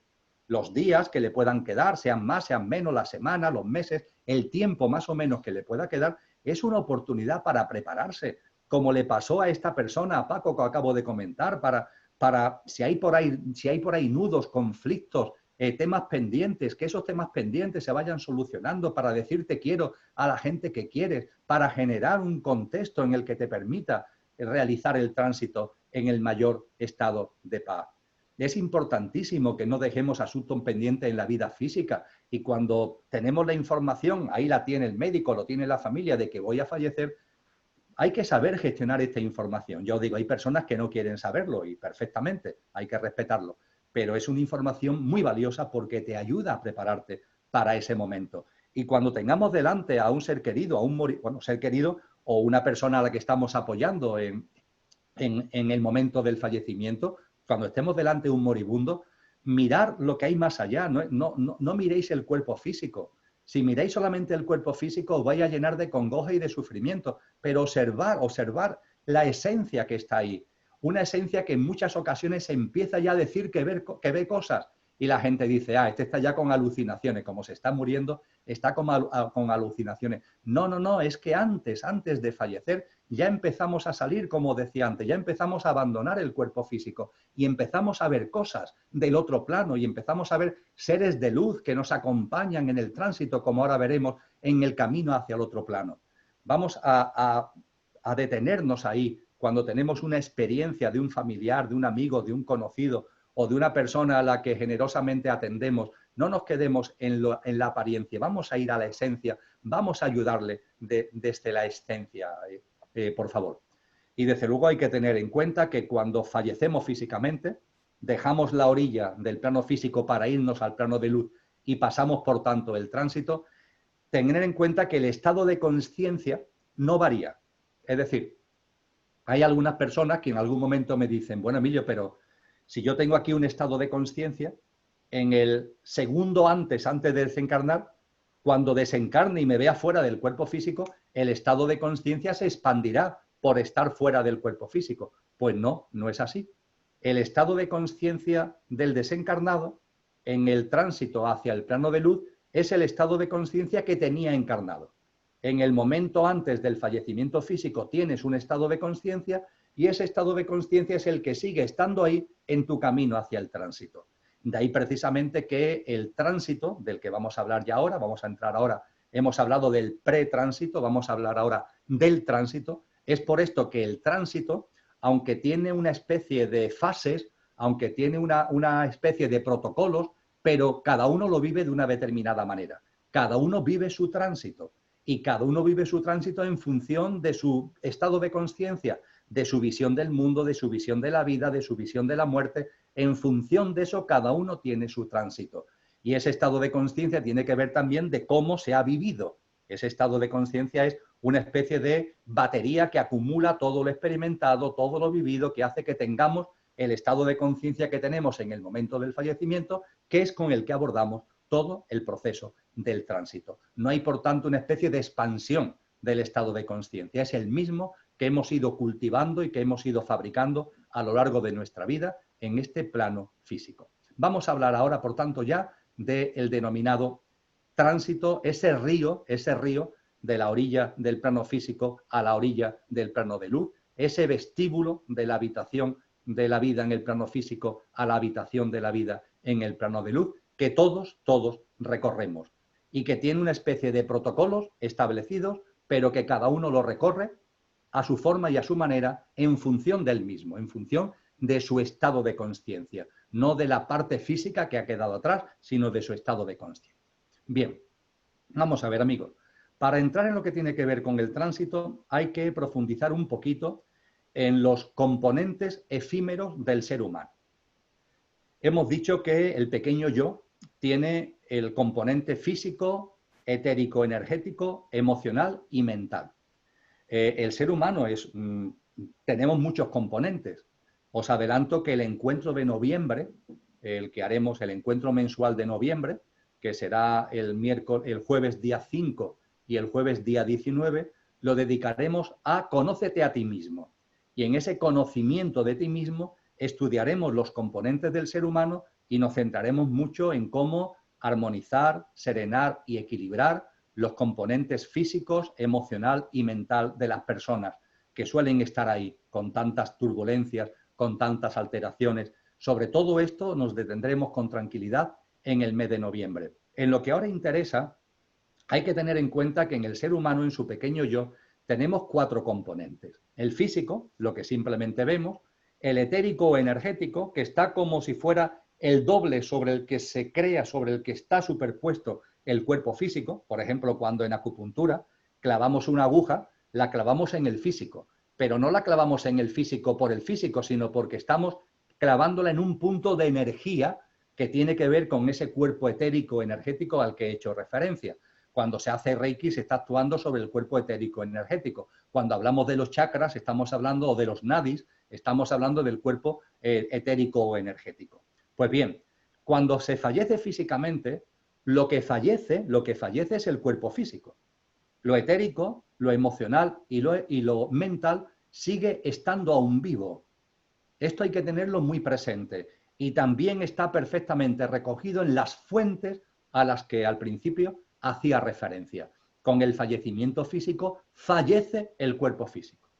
El componente etérico al que he hecho mención se disuelve entre 24, 48, 72 horas. Es decir, el cuerpo etérico, por tanto, ese doble corpóreo, ese cuerpo energético, se queda al lado del físico. Si el cuerpo físico es enterrado en el cementerio, se queda cerquita del nicho donde haya sido enterrado. Si es incinerado, se queda donde estén las cenizas. Si las cenizas están en casa de los familiares, en una vasija, junto a esa vasija está el cuerpo etérico. Si las cenizas son esparcidas en algún lugar, está ahí el etérico, junto con donde se hayan esparcido las cenizas, da igual que sea la montaña o da igual que sea el océano, ahí está el etérico. Pero el etérico, en cualquier caso, ya os digo, se disuelve en cuestión de 2 o 3 días. Por tanto, no tiene mucho recorrido más allá de lo que es el fallecimiento del cuerpo físico. Pero el componente emocional, porque en vosotros, como veremos en noviembre con mucho detalle, hay un mundo emocional que está ahí. Y ese mundo emocional tiene independencia del físico, es otra cosa. Y hay un mundo mental que también tiene independencia del físico y es otra cosa. Y son como una especie de cuerpos, entre comillas, unos ámbitos, unos aspectos de nosotros mismos que también vamos creando, fabricando a lo largo de nuestra vida. Y en el momento del fallecimiento físico, cada uno tiene su mundo emocional y cada uno tiene su mundo mental. Y puede ser que tu mundo emocional y mental sea de alta vibración, porque eres una persona que ha vivido con sentido trascendente de la vida, ha sido una persona que por sus obras, por sus actitudes, por sus comportamientos, ha primado la generosidad, el altruismo, el cariño, el servicio a los demás, la compasión, la empatía, la tolerancia. Cuando todo eso está en una persona, su mundo emocional y su mundo mental es de alta vibración, no está denso. En cambio, cuando una persona ha estado muy apegado a lo material, muy apegado al mí, siempre moi, siempre mí, cuando una persona está en clave siempre de mí, cuando una persona está viviendo siempre en clave egoica, egótica, egocéntrica, pues todo eso va densificando cuando te apegas a lo material, la acumulación, la riqueza, la cólera, la ira, la imposición de tus criterios, todo eso densifica inevitablemente tu mundo emocional y tu mundo mental. Con lo que después del fallecimiento físico, el etérico se disuelve en 2, 3, 4 días y lo emocional y lo mental tiene que disolverse, está llamado a disolverse.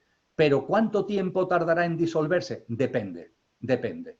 Aquí no podemos hablar de 2, 3 o 4 días, depende. Puede ser poco tiempo o puede ser mucho tiempo. ¿De qué va a depender? De la densificación que tenga tu mundo emocional y mental. Y eso, en definitiva, depende de la vida que hayas llevado y, por tanto, depende de ti. depende de ti, depende de la vida que hayas llevado, que en el momento del fallecimiento físico, tu mundo emocional o mental tenga una frecuencia vibracional o tenga otra. Y si es densa por los motivos que hemos compartido, la disolución de lo emocional y de lo mental se alarga en el tiempo. Inevitablemente se alarga en el tiempo. Y esto no significa ningún tipo de castigo, no hay nadie que te esté castigando, no eres tú mismo contigo mismo. Esa disolución se hace larga. Fijaros que en el cristianismo al tránsito se le llama purgatorio. Lo de purgatorio tiene connotaciones que hay que borrar, de pecado, de culpa, de castigo. Borrar eso, por favor, borrar eso. Eso es cuando las religiones se dogmatizan y se alejan de la verdad, suceden este tipo de cosas, que empiezan a aparecer interpretaciones y tergiversaciones. Borrar lo que tiene que ver con el pecado, la culpa y el castigo. Pero quedaros con la palabra purgatorio, porque etimológicamente significa lo que significa, ¿verdad? Purgar, disolver, limpiar. Daros cuenta que cuando hemos densificado mucho nuestro mundo emocional y mental, es como, permitirme la metáfora, como si tuviéramos chapapote. Hemos desencarnado, sí, pero nuestra esencia, que se encamina, quiere encaminarse hacia el plano de luz, está como contaminada. Hay un chapapote ahí emocional, mental, que hay que quitar de encima. Y ese chapapote puede ser muy ligerito cuando nuestro mundo emocional y mental no está densificado, pero puede ser muy duro, muy difícil de quitar y requerir mucho más tiempo para que, una vez que nos lo hemos quitado, vayamos hacia el plano de luz. Porque lo cierto es que mientras que tu mundo emocional y mental esté ahí, no puedes llegar al plano de luz, porque ese mundo emocional y mental densificado, cargado, es como si te estuviera de alguna forma reteniendo todavía en el plano material, en el plano físico, e impide que sigas para adelante. Hay que, en el purgatorio, en el tránsito, hay vivencias, se viven experiencias que van dirigidas precisamente a irte quitando ese chapapote y puedas acceder lo antes posible, entre comillas, al plano de luz. Pero vamos a detenernos en esto. Y para ser más preciso y para hacerlo más fácil didáctica y metodológicamente, vamos a hablar primero de qué sucede cuando el desencarnado se encuentra, ha creado en su vida física un mundo emocional y mental denso. Y después vamos a tratar el otro supuesto, cuando el desencarnado pues no tiene un mundo emocional y mental especialmente denso, porque en su vida no ha habido esa aferración, ese apegamiento a todo lo que es egoico, egocéntrico y material. Tener en cuenta cuando hablábamos antes del 96% y del 4%, claro, con la encuesta del Instituto Gallus sobre las experiencias cercanas a la muerte. Una persona que tiene una experiencia cercana a la muerte y su mundo emocional y mental está muy densificado, pues lo más probable es que viva esa percepción de experiencia cercana a la muerte con esa tensión, con esa desarmonía a la que hacíamos referencia. En cambio, cuando la persona que experimenta la experiencia cercana a la muerte tiene un mundo emocional y mental equilibrado, más o menos sosegado, con una vibración no densificada, pues se vive con esa paz y esa armonía a la que se hacía referencia en esa encuesta.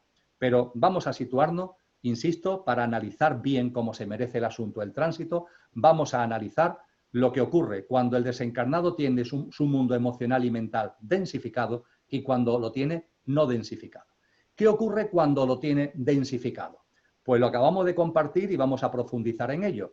Al tener densificado tu mundo emocional y mental, hay como una mirada, la mirada tuya sigue estando hacia el plano físico.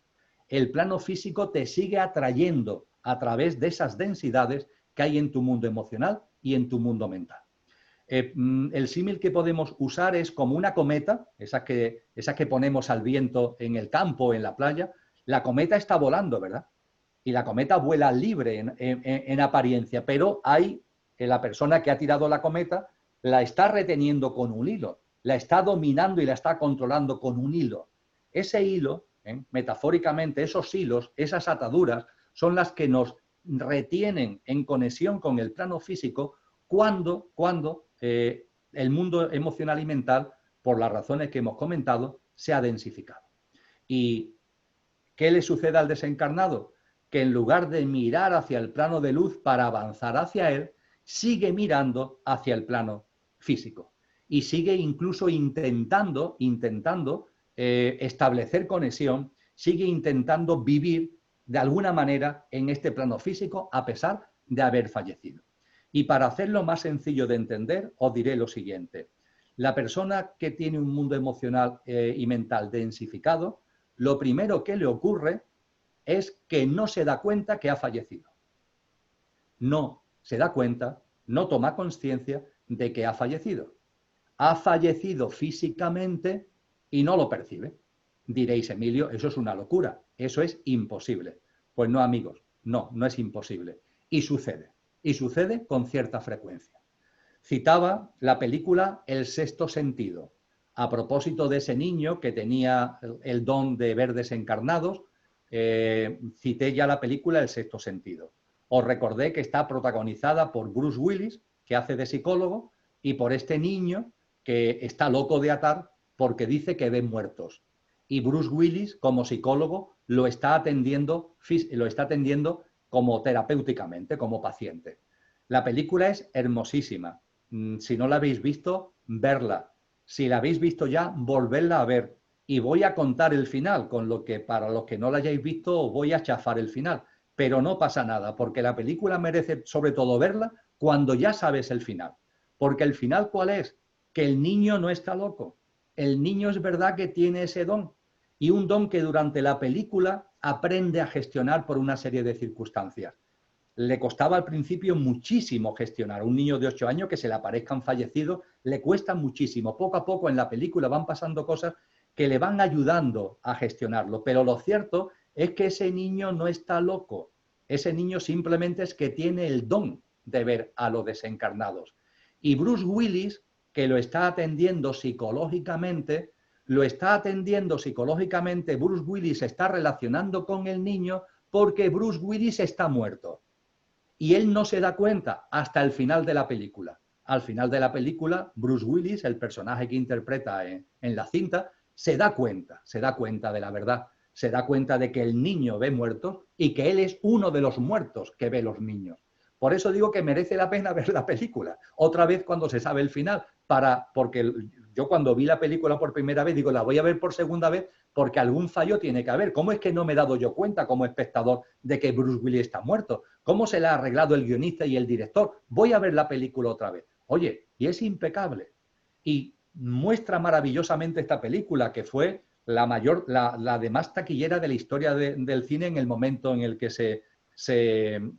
salió a la luz, que fue a finales del siglo XX, 1998-1999. Fue cuando se estrenó la película más taquillera de la historia del cine. Ver la película y verla, si la habéis visto, volverla a ver. Y veréis cómo el fallecido, el desencarnado Bruce Willis, estando muerto, cree que está vivo y cómo interpreta todo lo que le sucede. Por ejemplo, si la mujer no le habla, es porque está muy enfadado con él porque le dedica mucho tiempo al trabajo. No se le pasa por su conciencia el hecho de que no le habla porque no lo ve, porque su mujer no tiene el don que tiene el niño y como no lo ve, pues no le habla. Él le habla a la mujer y la mujer no le responde. Y lo cierto es que Bruce Willis sigue haciendo su vida, entre comillas, normal. Sigue trabajando, sigue saliendo para su trabajo y volviendo a su casa. Estás muerto y sigues trabajando y ya no te pagan, pero el desencarnado sigue ahí, sigue en su mundo. Permitidme esta pequeña broma, sigue en su mundo. El sentido del humor es importante incluso cuando hablamos de cosas de estas. Sigue trabajando aunque ya no le pagan porque no se da cuenta de que ha fallecido, de que ha desencarnado.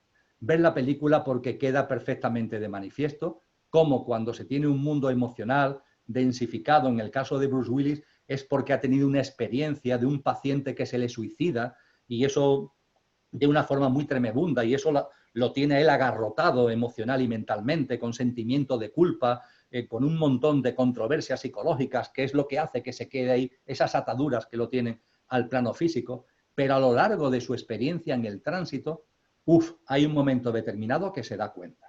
Y esto es un paso inmenso. Primero, darte cuenta. Y segundo, porque son dos cosas, primero darte cuenta y segundo, aceptarlo. Te has dado cuenta y lo aceptas. En la película, Bruce Willis, cuando se da cuenta, lo acepta. Lo acepta de una forma armoniosa y en paz.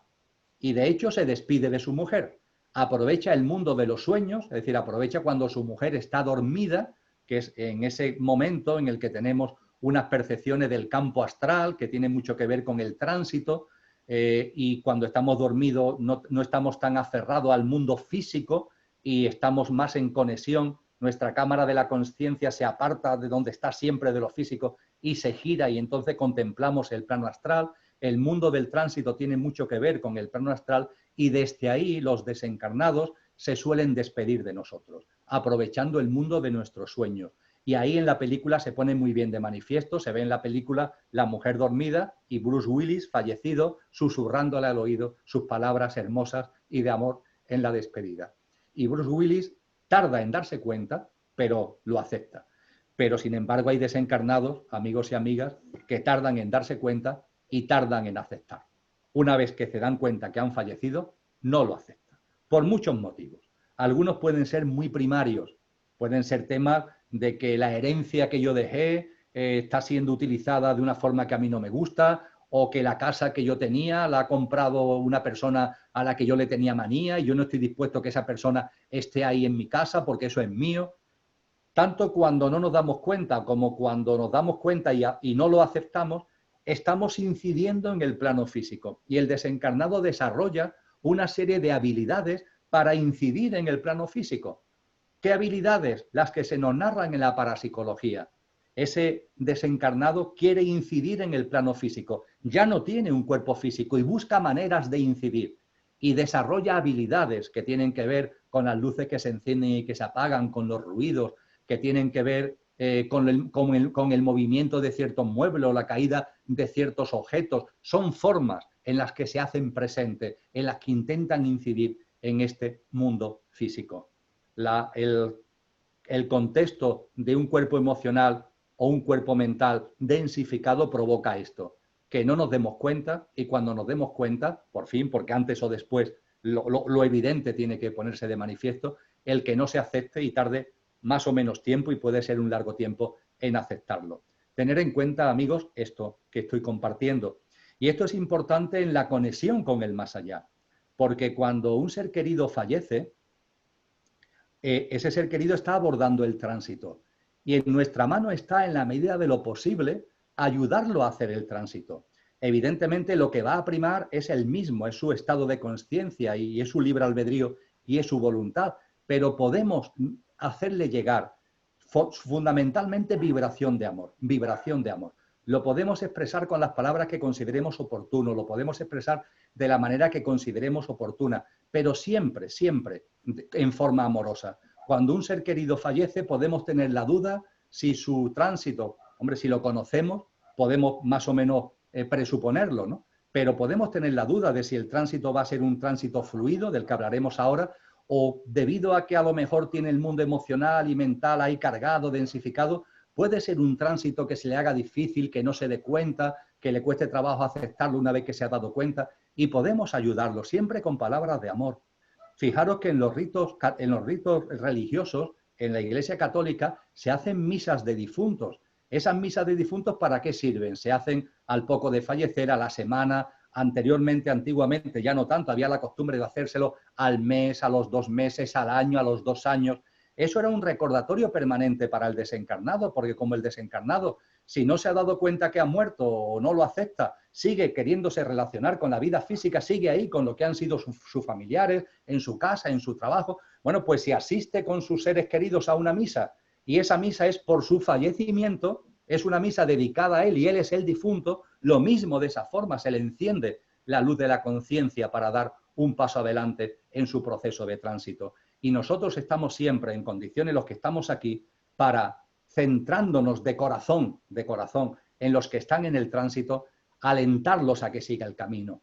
En el libro tibetano de los muertos, esto se narra muy bien, ¿verdad? Cuando hay 2 monjes budistas que están recitando una oración con esta voz que ellos tienen tan vibratoria, porque dicen que el desencarnado, la última capacidad, la última facultad que pierde es el oído, y con esa vibración tan potente están durante semanas con un rezo, con esa vibración, que lo que dice traducido al castellano es: sigue para adelante, alma, sigue para adelante, no te pares, te está esperando la luz, te está esperando la belleza, te está esperando la paz, te está esperando el otro plano. No te pares, sigue para adelante. Este tránsito, este bardo, este estado intermedio no es el tuyo, sigue para adelante. Pues bien, eso es lo que nosotros con mucho amor le podemos también transmitir a nuestros seres queridos fallecidos. Sigue para adelante, que lo que hay aquí que tú crees que te puede atar, no te ata. Sigue para adelante. Cuando llegues al plano de luz entenderás que todo está en su sitio, que todo ha tenido su porqué y su para qué. Mira hacia los lados, verás que estás acompañado, que hay seres de luz, no seres perversos que te van a retener, que esos son inventos de la New Age, de la nueva era. No, no, si hay algo en el tránsito con relación a la persona que está haciéndolo, son seres de luz que lo van a acompañar siempre que se deje, y aparecerán también las dimensiones álmicas de los seres queridos que han fallecido antes que él y que vienen desde el plano de luz también a acompañarlo en paz y en armonía para que atraviese el túnel de luz. Y ojo, ojo con hacer invocaciones, con todo lo que tiene que ver con ritos que se mueven entre el Ouija, la magia, porque cuando se quiere conectar con el más allá, lo importante es tu vibración.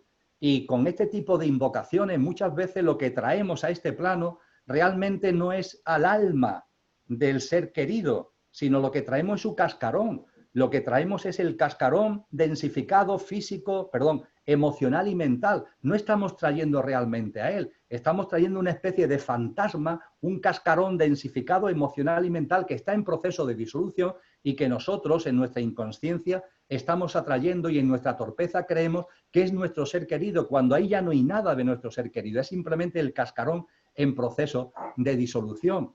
Ojo con este tipo de prácticas, porque lo que realmente somos, cuando de verdad podemos conectar con ellos, es en el plano de luz, como ahora veremos.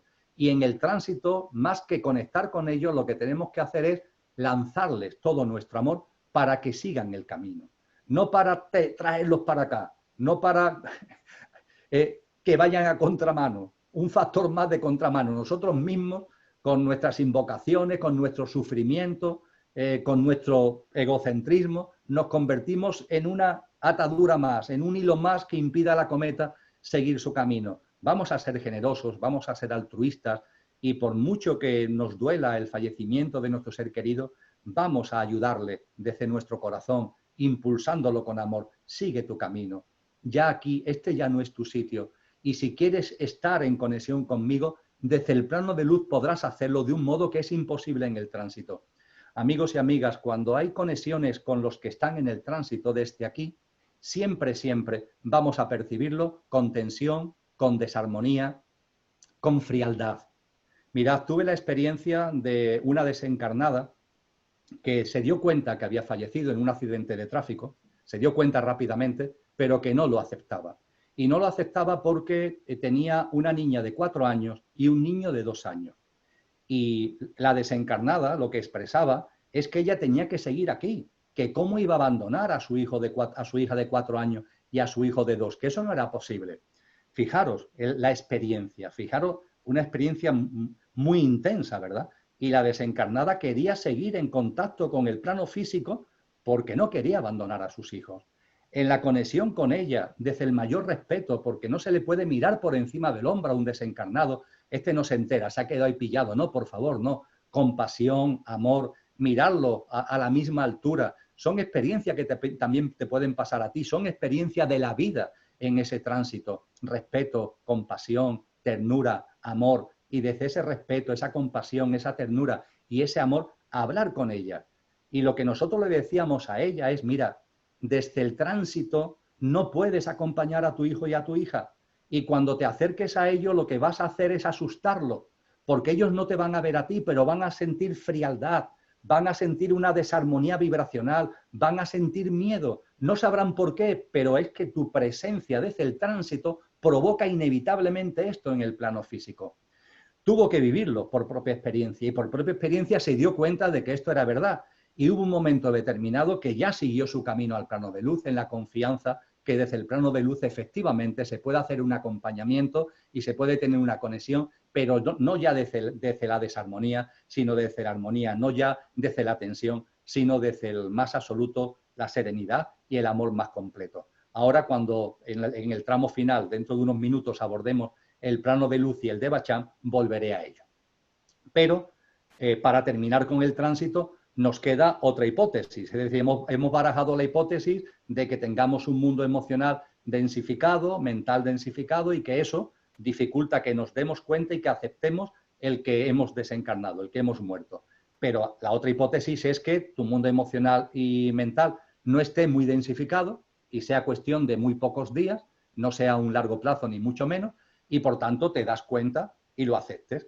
En mi caso, la experiencia cercana a la muerte, yo me di cuenta que había fallecido. Salí de mi cuerpo y me di cuenta que había fallecido y lo acepté en absoluta paz y en absoluta armonía. ¿Qué sucede cuando nos damos cuenta de que hemos fallecido y lo aceptamos? Incluso esos que tardan, ¿qué pasa cuando por fin se dan cuenta y cuando lo aceptan? O en esta hipótesis que estamos barajando ahora, cuando de una forma sencilla y simple, sin mucha demora, te das cuenta que ha fallecido y lo aceptas. ¿Qué es lo que sucede? Pues lo que sucede es que, evidentemente, te has dado cuenta y has aceptado que ha fallecido y te percibes que está en el tránsito. Y lo que te das cuenta es que estás acompañado. Hacía referencia a ello y lo vuelvo a hacer referencia ahora. Estás acompañado. ¿De qué? En primer lugar, de seres queridos fallecidos. Por supuesto, no de su envoltura física, sino de su dimensión álmica. El alma, la dimensión álmica de quien fue tu pareja, de quien fue tu padre, de quien fue tu madre, de quien fue un familiar, un amigo que desencarnó antes que tú, viene como a recibirte, viene como a acompañarte desde el tránsito al plano de luz, pasando por el túnel de luz que se ve al fondo como puerta que te llama de alguna manera hacia el plano de luz. ¿Cómo se percibe que son tus seres queridos? Pues claro, no tienen forma física, son formas de luz, pero hay una fragancia. Es como cuando vas por la calle y hueles una comida. No estás viendo la comida, pero la estás viendo, porque el olor te trae a tu mente la imagen de la comida, incluso te las ves, si tienes hambre, incluso te ves comiendo esa comida. Es una fragancia, como ocurre con esta imagen mental de la comida que os acabo de trasladar. Y a través de esa vibración, de esa fragancia, percibes con claridad que es ese alma de ese ser querido tuyo el que te está acompañando. De la misma forma nos acompañan seres de alta vibración, seres de luz, que hacen una labor de servicio en el tránsito. Están ahí precisamente para eso. Son seres que están en el denominado alto astral, en el astral superior, y que acompañan a los desencarnados. Siempre que el desencarnado haya iniciado el camino, si no, no lo fuerzan a iniciar el camino, siempre que el desencarnado, al darse cuenta que ha fallecido y al aceptarlo, haya iniciado el camino. E igualmente suelen aparecer las dimensiones espirituales de seres a los que tú hayas tenido algún tipo, lo hayas tenido como referencia espiritual. Puede ser en el argot cristiano, puede ser un santo o una santa, algún maestro, alguna maestra, algún mahatma, algún referente espiritual que tú tengas, también vienen a acompañarte en este contexto de tu tránsito. Y por tanto, en paz y en armonía, ya con todo el tema emocional, mental quitado de en medio, puedes entrar en el plano de luz a través del túnel de luz. Y es así, amigos y amigas, como de la orilla del plano físico, que hemos dejado sin casualidades, ni en el cuándo, ni en el cómo, todo lo que hemos compartido, que no voy a repetir, es así como atravesamos el río del tránsito, de una forma más o menos rápida o de una forma muy lenta. Una forma muy lenta cuando hay mucha densificación emocional y mental, que es lo que da lugar al término infierno. El término infierno es cuando la estancia en el tránsito se hace muy larga, muy larga, muy larga, porque por los motivos que sea, el desencarnado sigue ahí con su densificación y sigue aferrado a lo material. Es lo que los cristianos llaman infierno, lo que en el lenguaje oriental se llama el avichi. Es una estancia muy prolongada y se hace muy oscura, se hace muy tensa, cuando uno lleva allí mucho tiempo sin avanzar, como retenido, pero retenido por sí mismo, retenido por sus densidades, retenido por sus apegos, retenido por la cantidad de ataduras y círculos con este mundo físico y con este mundo material. Pero cuando vamos dejando ya ese tránsito, insisto, nos vemos perfectamente acompañados y por fin en paz y en calma y en serenidad entramos desde lo que somos en el mundo del plano de luz, habiendo dejado atrás lo físico, lo etérico y también todas esas densidades emocionales y mentales a las que venimos haciendo referencia. Y es el yo superior el que accede al plano de luz. Y en el plano de luz lo que nos encontramos es que hay distintos niveles, distintos niveles. En primer lugar está el nivel que se denomina cielo, el cielo del que se habla en el cristianismo. El plano de luz en el mundo oriental se le llama Devachan y se dice que el Devachan tiene un primer nivel. El primer nivel es el nivel en el que ha llegado allí, ya es un ser de luz el que ha llegado allí, crea las experiencias que quiere vivir. Todavía esas experiencias que quiere vivir suelen tener relación con las que ha vivido aquí, pero son experiencias que tú creas a voluntad. Por eso se le llama cielo, porque puedes generar todo tipo de experiencias que suelen ser gratas desde un punto de vista profundo. Ahí ya no hay mundo mental, ahí ya no hay mundo emocional, eso se ha quedado atrás, pero se viven una serie de experiencias que son muy variopintas y que tienen que ver con muchas cosas. Por ejemplo, el reencuentro, la vivencia, el reencuentro, el convivir con almas de seres queridos fallecidos. Ahí es donde se desarrolla y vuelves a convivir con ellos y vuelves a vivir con ellos. Tú estás en ese plano de luz generando todo ese escenario donde se está produciendo esa vivencia de compartir, de convivir, de reencuentro con esos seres queridos. Ya no hay mundo emocional y mental, pero es una experiencia enormemente bella y enormemente intensa. Igualmente es un mundo donde si tú has tenido algún tipo de anhelo, no estamos hablando ya de algo egoico o egocéntrico, sino algún tipo de anhelo que tenga que ver, por ejemplo, con el desarrollo de tus dones y de tus talentos, de tus capacidades. Eso se hace real en este primer nivel del Devachan, que los cristianos denominan cielo. Y también cosas tan curiosas como que hay personas que se ven en un hotel todo incluido, perdonadme la expresión, porque es demasiado metafórica, en un hotel todo incluido, en el sentido de que son personas que a lo mejor han estado toda su vida dando a los demás y lo han hecho sin esperar nada a cambio, lo han hecho de forma altruista, de forma generosa, pero hay algo por dentro muy íntimo donde yo he hecho mucho por los demás, pero de mí no se ha ocupado nunca nadie, os han ocupado muy poco. Pues bien, en el cielo vives una situación, generas y creas una situación donde estás como permanentemente servido, permanentemente atendido. Es algo que se crea desde nuestro ser, desde nosotros mismos. Y también hay algo muy curioso, por seguir poniendo ejemplos. Hay personas que se ven en un hospital y si estás muerto y has llegado al plano de luz, ¿qué haces en un hospital? Estás como paciente en un hospital. Tener en cuenta que no tiene que ver ni con lo egoico ni con lo egocéntrico. No me cansaré de decir que ahí ya no hay densificaciones mentales y emocionales, pero puede ser que haya cosas que se han quedado ahí como huellas en ti por experiencias de esta vida y que en el plano de luz, en ese primer nivel, puedes de alguna forma desarrollar y dejar que vayan a su devenir. Por ejemplo, si una persona ha vivido muchos años de enfermedad en el plano físico, hasta que por fin ha fallecido, ha vivido una enfermedad muy larga, muy prolongada, y ya finalmente esa enfermedad, que era terminal, ha producido el fallecimiento, esa persona lo mismo tiene una huella interna de vivir la sanación, de vivir la experiencia de estar sanada. Y se ve en ese cielo, se ve en un hospital donde es atendido y donde se le da el alta, es decir, donde queda totalmente sanado. Es verdad que ya no tiene cuerpo físico, pero se vive esa experiencia de la sanación. Ejemplos como esto, amigos y amigas, son ejemplos de lo que se vive en ese plano de luz, a través de la experiencia del vuelo de la mariposa, en la que mi amigo José Luis de la Rica tanto hizo y tanto compartió, a través de videntes grandes, de personas serias, como Geoffrey Hobson, que en los años 30 del pasado siglo dio muchas conferencias hablando de este primer nivel del Devachan, que es el cielo. Son este tipo de experiencias las que se viven ahí. Pero ahí no termina la experiencia del Devachan.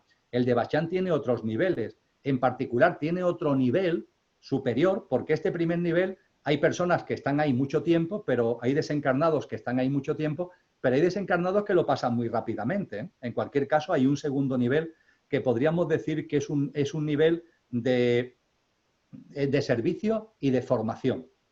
Poniendo todo esto entre comillas, por supuesto. ¿De servicio en qué sentido? Bueno, pues que el desencarnado, que ya no tiene ningún tipo de componente ni físico, ni etérico, ni emocional, ni mental, que tiene ya una forma de luz, presta labores de servicio.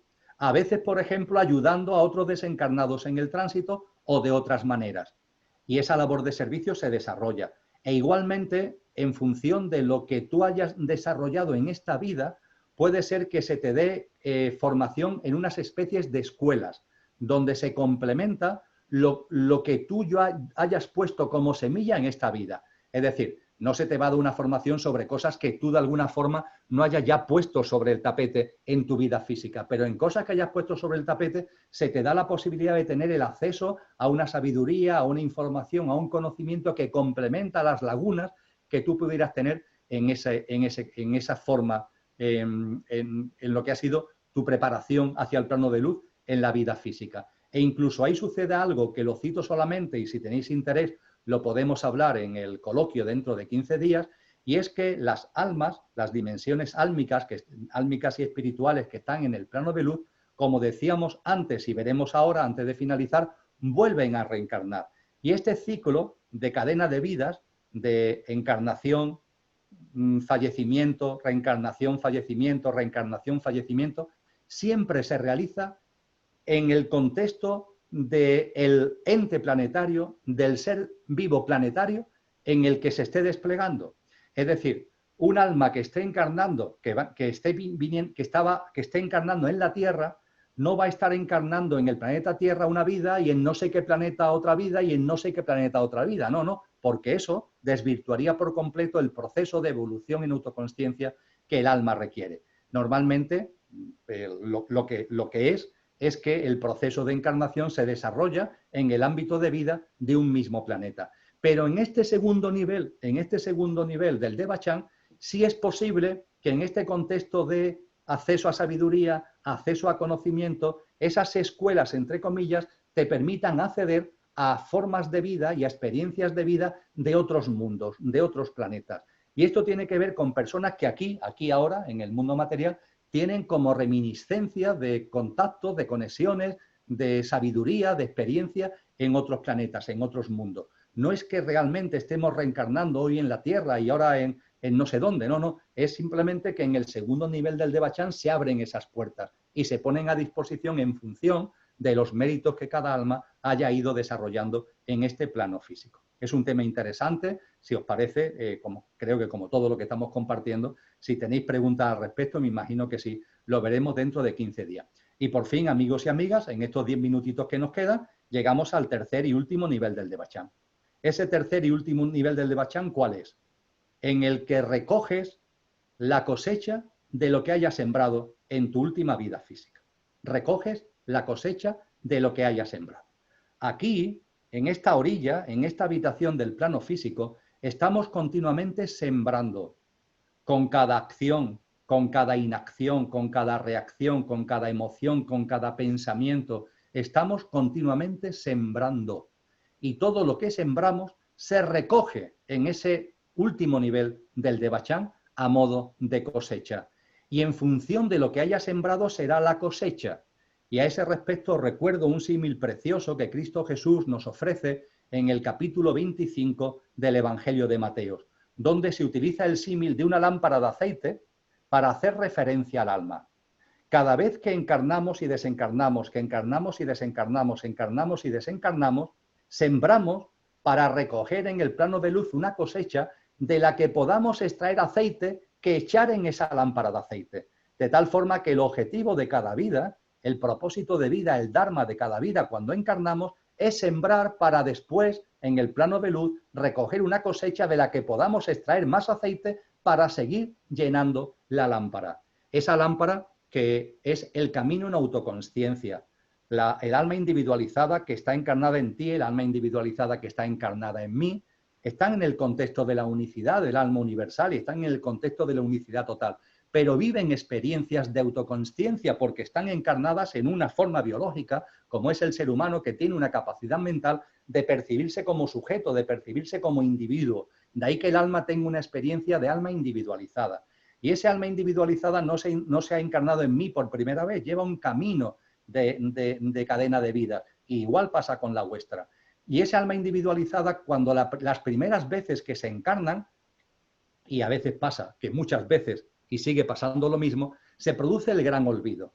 El alma queda totalmente como obnubilada por la experiencia del yo, por la experiencia del pequeño yo, el yo soy, el sujeto, El sujeto que se separa, que se divide, que se fragmenta de la unicidad, que se olvida de la esencia y se aferra a la apariencia. Esto es lo que en términos espirituales se denomina el gran olvido, el gran olvido. Y cada nueva vida es una oportunidad para ir saliendo de ese olvido poco a poco. Y vamos saliendo del olvido en la medida en que nuestra lámpara va teniendo un mayor nivel de aceite, un mayor nivel de autoconsciencia. Y cada vida es una oportunidad precisamente para esto, para que cuando estemos aquí sembremos cosas de las que podamos extraer aceite. Pero claro, si nuestras obras, nuestros comportamientos, nuestras actitudes son egoicos, egocéntricos, etcétera, ¿qué cosecha vamos a tener? Piedra. Vamos a tener una cosecha de piedras. Y de las piedras no se extrae aceite, permitidme el símil.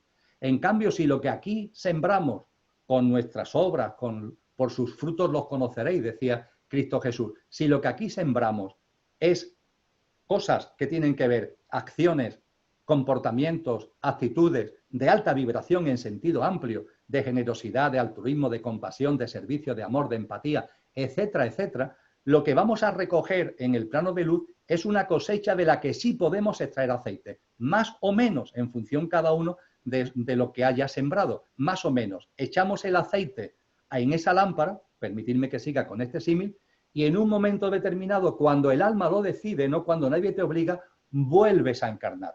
Y vuelves a encarnar con el nivel de aceite nuevo que tengas. Es decir, el nivel de aceite de toda la cadena, obtenido por toda la cadena de vidas que has desarrollado, incluido este último aceite que hayas podido echar en la lámpara por tu última encarnación. Y vuelves, por tanto, a esta vida con un nivel de autoconsciencia que no se pierde. Permitirme la broma. No perdemos aceite. El aceite no se pierde. Lo que hayas acumulado en todas tus vidas, incluyendo el aceite que hayas podido extraer de la última siembra cosecha, de tu última vida física, de tu última encarnación, lo traes contigo como autoconsciencia, con tu visión de las cosas, con tu visión del mundo, con tu perspectiva de ti mismo, con tu perspectiva de los demás. Lo traes contigo ya innato e intrínseco cuando vuelves a encarnar. Y en esa encarnación, y con esto vamos concluyendo, el alma individual va a desarrollar su propio camino de autoconsciencia dirigido a una nueva siembra y a una nueva cosecha. Y eso sí, es frecuente que en el plano de luz un alma, que es individual, pero hace acuerdos con otras almas. Esto tiene que ver con los pactos de amor y tiene que ver también con las familias de alma. Hablaremos de esto con tranquilidad, seguro que habrá muchas preguntas dentro de 15 días. Pero lo que quiero ahora subrayar fundamentalmente es que un alma individualizada tiene que hacer en la encarnación su propio camino. El camino es suyo, el sendero es suyo. Pero hay ocasiones donde hay pactos de amor en el otro plano, en el plano de luz, para desarrollar determinadas vivencias conjuntas que ayuden a la evolución en autoconsciencia a distintas almas encarnadas aquí y que han hecho el pacto allí. Y hay veces incluso que un alma muy evolucionada, suelen ser almas muy evolucionadas, se ofrece para vivir aquí una experiencia, hace un pacto de amor con otras almas, para vivir aquí una experiencia muy dura para ella, pero que origine una especie de movimiento sísmico, de terremoto en consciencia, que a esas otras almas menos evolucionadas y que le cuesta más trabajo desarrollarse en consciencia, le abra un campo de vivencia que no sea la distracción, que no sea el entretenimiento en el que solemos quedarnos pillados en este mundo físico y que debido a ese golpe en la mesa de la experiencia que esa alma evolucionada se ha prestado a jugar en la vida física, ese golpe en la mesa, ese movimiento sísmico, ese terremoto, provoca en esas otras almas con las que ha hecho el pacto de amor una apertura de conciencia que si no, no sería posible. Por ejemplo, el fallecimiento de nuestros hijos cuando se produce muy pronto tiene que ver con esto.